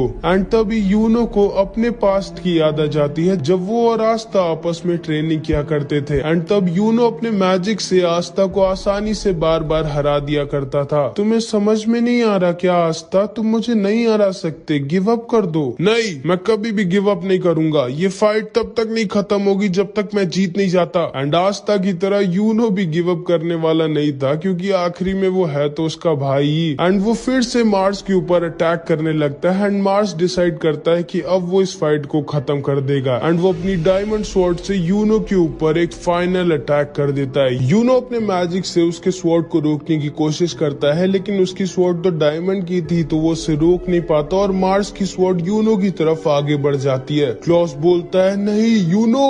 एंड मार्स की स्वॉर्ड यूनो को बस खत्म करने वाली होती है, लेकिन तभी वहां पर फिर से हमारा आस्था आ जाता है एंड आस्था अपनी स्वॉर्ड से मार्स की स्वॉर्ड को बीच से काट देता है। क्लॉस देखकर डर जाता है कि आखिर जिस स्वॉर्ड को यूनो तक अपने मैजिक से नहीं काट पाया, उसको इस लड़के ने कैसे काट दिया। आस्था मार्स से बोलता है, मेरे भाई से दूर रहना। मार्स भी एकदम शॉक्ड रह जाता है कि आखिर कौन है ये लड़का, क्योंकि जिंदगी में पहली बार किसी ने मार्स की स्वॉर्ड को बीच से काटा था। एंड यूनो भी आस्था को देखता है और सोचता है कि आखिर कितना स्ट्रांग हो गया है आस्था। एंड अब वो बचपन वाला वो वीक आस्था नहीं रह गया है। मिमोसा और क्लॉस भी आस्था को देखकर एकदम दंग रह जाते हैं। अबे ओए गधे, क्या कर रहा है तू? ऐसे बनेगा विज़र्ड किंग? अभी मैं ना आया होता तो गए थे तुम। चुप रहो, मैं बस हराने ही वाला था उसे। हराने वाले थे कि मरने वाले थे? देख लेना, इसको तो मैं ही हराऊंगा। तो ठीक है, चलो फिर आओ देख लेते हैं कि हम दोनों में से पहले इसको कौन हराता है। क्लॉस सोच रहा होता है कि आखिर ये कैसे हो सकता है, एक ब्लैक बुल्स का मेंबर, वो भी जिसके पास मैजिक नहीं है, वो सोच भी कैसे सकता है कि वो मार्स जैसे स्ट्रॉन्ग मैजिशियन को हरा सकता है। आखिर कौन है ये लड़का? एंड तभी मार्स का एक शैडो क्लोन क्लॉस के ऊपर अटैक करने वाला होता है, लेकिन तभी लक उससे आकर बचा लेता है और उसके क्लोन को एक ही बार में हरा देता है। हाँ, ये तो लक है जो आज तक एक भी बैटल नहीं हारा। यही है क्या वो तीसरा ब्लैक बुल्स का मेंबर जो आस्था और नोएल को अकेला छोड़कर भाग गया था? नहीं, ये भाग नहीं सकता। मुझे शायद कुछ गलत फहमी हुई थी, लेकिन ये क्या हो रहा है? ये कैसे हो रहा है? ब्लैक बुल्स जैसी बेकार स्क्वाड गोल्डन डॉन की मदद कैसे कर सकती है? एंड इधर नोएल भी मिमोसा से आके कहती है, तुम ठीक तो हो ना? हाँ, मैं भी शायद तुम सही कह रही थी, मैं वीक हूँ। हाँ, तुम वीक हो, लेकिन चिंता मत करो, मेरे रहते अब तुम्हें कोई यहाँ छू भी नहीं सकता। एंड इधर हम देखते हैं आस्था अकेले मार्स से भिड़ जाता है। एंड मार्स होता तो बहुत स्ट्रांग है, लेकिन आस्था के एंटी मैजिक के सामने वो थोड़ा सा कमजोर पड़ने लगता है। मार्स फिर से अपने ढेर सारे क्लोन्स बना देता है, लेकिन यूनो और लक उसके सारे क्लोन्स को संभाल लेते हैं। मार्स आस्था के ऊपर फिर से अपनी स्वॉर्ड से अटैक करता है, लेकिन आस्था की स्वॉर्ड के सामने उसकी स्वॉर्ड थोड़ी न टिकेगी। एंड आस्था उसकी स्वॉर्ड को बीच से काट कर हवा में उड़ता है एंड मार्स के ऊपर अपनी स्वॉर्ड से अटैक कर देता है एंड उसको दूर फेंक देता है। एंड जिंदगी में पहली बार मार्स हार रहा होता है एंड मार्स जाकर बगल के पानी के अंदर गिर जाता है। सारे लोग आस्था की पावर को देखकर एकदम शॉक्ड रह जाते हैं, खास करके क्लॉस। आखिर ये लड़का जो कि एक कॉमनर है, वो इतना स्ट्रॉन्ग कैसे है? ये क्या हो रहा है? क्या हुआ क्लॉस? अब तुम्हें पता चला आस्था कोई ऐसा वैसा लड़का नहीं है। आस्था के पास जो स्वॉर्ड है वो एंटी मैजिक स्वॉर्ड है, जिससे वो सामने वाले के मैजिक को खत्म कर सकता है। क्या इतनी रेयर मैजिकल पावर एक कॉमनर के पास? लगता है इस बच्चे की किस्मत बहुत अच्छी होगी। तुम्हें आस्था के बारे में पता नहीं है क्लॉस, इसीलिए तुम्हें लग रहा है कि आस्था अपनी किस्मत की वजह से स्ट्रॉन्ग है। लेकिन तभी मार्स अचानक से आस्था के ऊपर अपना स्ट्रॉन्गेस्ट अटैक यूज कर देता है, जिससे वो आस्था को बहुत ज्यादा इंजर्ड कर देता है। आखिर हो कौन तुम? आस्था बहुत ज्यादा इंजर्ड हो जाता है और उसके पूरे कपड़े फट गए होते हैं। एंड आस्था मार्स से बोलता है, मेरा नाम है आस्था और मैं वो हूँ जो एक दिन बनेगा विज़र्ड किंग। एंड क्लॉस आस्था की बॉडी को देखकर एकदम डर जाता है। एक मिनट, ये बॉडी किस्मत से नहीं बन सकती। इस लड़के ने तो सच में बहुत ज्यादा मेहनत करी है। क्या ये सच में एक दिन विज़र्ड किंग बन जाएगा?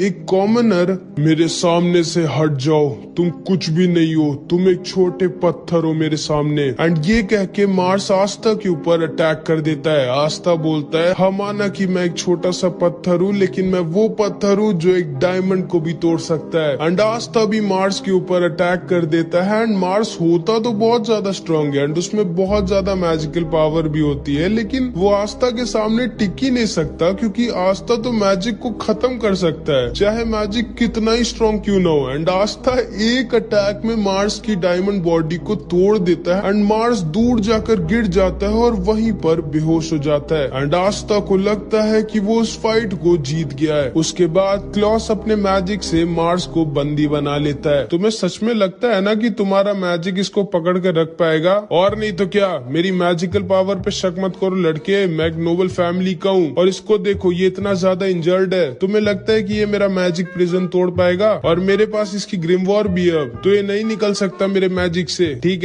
है समझ गया। आस्था, हाँ जल्दी से उन कपड़ों का कुछ करो। एक मिनट, कपड़े तो मेरे फटे हैं, तुम क्यों शर्मा रही हो? चुप रहो और अपने कपड़े ठीक करवाओ जल्दी। ठीक है, तो गोल्डन डॉन अपने मिशन में सक्सेसफुल हुई और हम ब्लैक बुल से जीत गए, क्योंकि हम पहले ट्रेजर के पास पहुंचे थे। पागल हो क्या तुम? मैं ना होता तो अभी तुम लोग ट्रेजर के पास नहीं, भगवान के पास पहुंच जाते। चुप रहो लड़के, तमीज से बात करो मेरे से। मेरा नाम है क्लॉस और मैं गोल्डन डॉन का ये हम जीत गए, ब्लैक बुल्स जीत गई। मेरी बात बीच में मत काटो, ब्लैक बुल्स जीत गई। मैंने कहा मेरी बात बीच में मत काटो, ब्लैक बुल्स जीत गई। गोल्डन डॉन जीती है, ब्लैक बुल्स जीती है, नहीं golden dawn, black bulls. And इसी बात पे इन दोनों की फिर से लड़ाई हो जाती है। तभी लक्स सबसे बोलता है, ये गेट तो बहुत ही ज्यादा स्ट्रॉन्ग मैजिकल पावर का बना हुआ है, आस्था तुम ही इसको बीच से काट सकते हो। जिसपे क्लॉस बोलता है, जैसे ये लड़का अकेले इतने स्ट्रॉन्ग मैजिकल गेट को तोड़ पाएगा। एंड आस्था एक सेकंड में अपनी स्वॉर्ड से उस मैजिकल गेट को बीच से काट देता है एंड क्लॉस का एकदम मुंह बन जाता है। एंड फिर ये सारे लोग अंदर घुस जाते हैं और अंदर होता है बहुत सारा खजाना। एंड आस्था इतना सारा सोना देखकर पागल हो जाता है। ये सारे लोग भी ट्रेजर को देखने लगते हैं।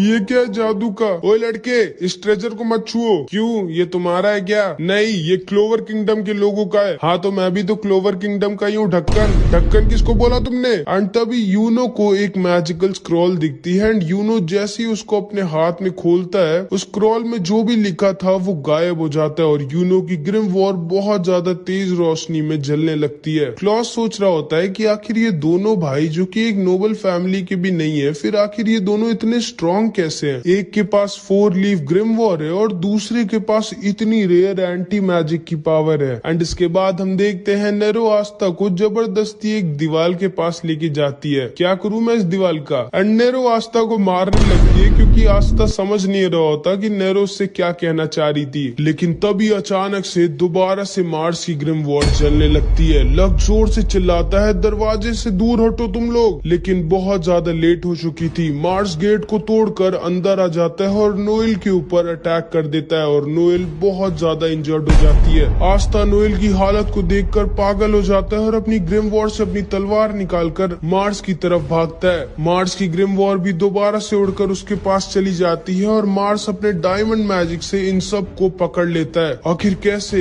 ये तो इतना ज्यादा इंजर्ड था, फिर ये होश में कैसे आ गया? एंड तभी क्लॉस देखकर शॉक्ड रह जाता है, क्योंकि मार्स के पास फायर हीलिंग मैजिक होता है, जिससे वो मिमोसा की तरह अपने आप को हील कर सकता था। नहीं, ये नहीं हो सकता, ये तो इम्पॉसिबल है। एक आदमी के पास एक ही मैजिकल पावर हो सकती है, फिर इसके पास दो मैजिकल पावर कैसे है? एंड आस्था बहुत ज्यादा ज्यादा गुस्से में मार्स की तरफ अपनी तलवार लेकर भागता है। मैं समझ चुका हूँ कि तुम्हारी मैजिकल पावर क्या है, तुम किसी के भी मैजिक को अपनी तलवार से खत्म कर सकते हो, लेकिन क्या तुम अपनी इतनी बड़ी तलवार से इन सारे सुपर फास्ट मैजिक अटैक्स को रोक सकते हो? एंड मार्स आस्था के ऊपर डायमंड ब्लेड से अटैक कर देता है। एंड क्योंकि आस्था की तलवार बहुत ज्यादा बड़ी होती है तो उसे अपनी तलवार से मार्स के सारे अटैक्स को रोकने में दिक्कत होती है। एंड तभी मार्स आस्था के ऊपर एक बहुत ज्यादा स्ट्रॉन्ग अटैक कर देता है। एंड आस्था उसी दीवार से जाकर टकरा जाता है जिसे नेरो उसे दिखा रही थी। एंड आस्था वहीं पर बेहोश हो जाता है। लक, यूनो और क्लॉस को मार्स अपने मैजिक से पकड़ लिया होता है जिससे वो निकल नहीं पा रहे होते। एंड मिमोसा नोएल को हील कर रही होती है और नोएल की हालत बहुत ज्यादा खराब होती है। एंड अगर उसको जल्दी हील नहीं किया गया तो नोएल खत्म हो जाएगी। एंड मार्स बोलता है, नहीं,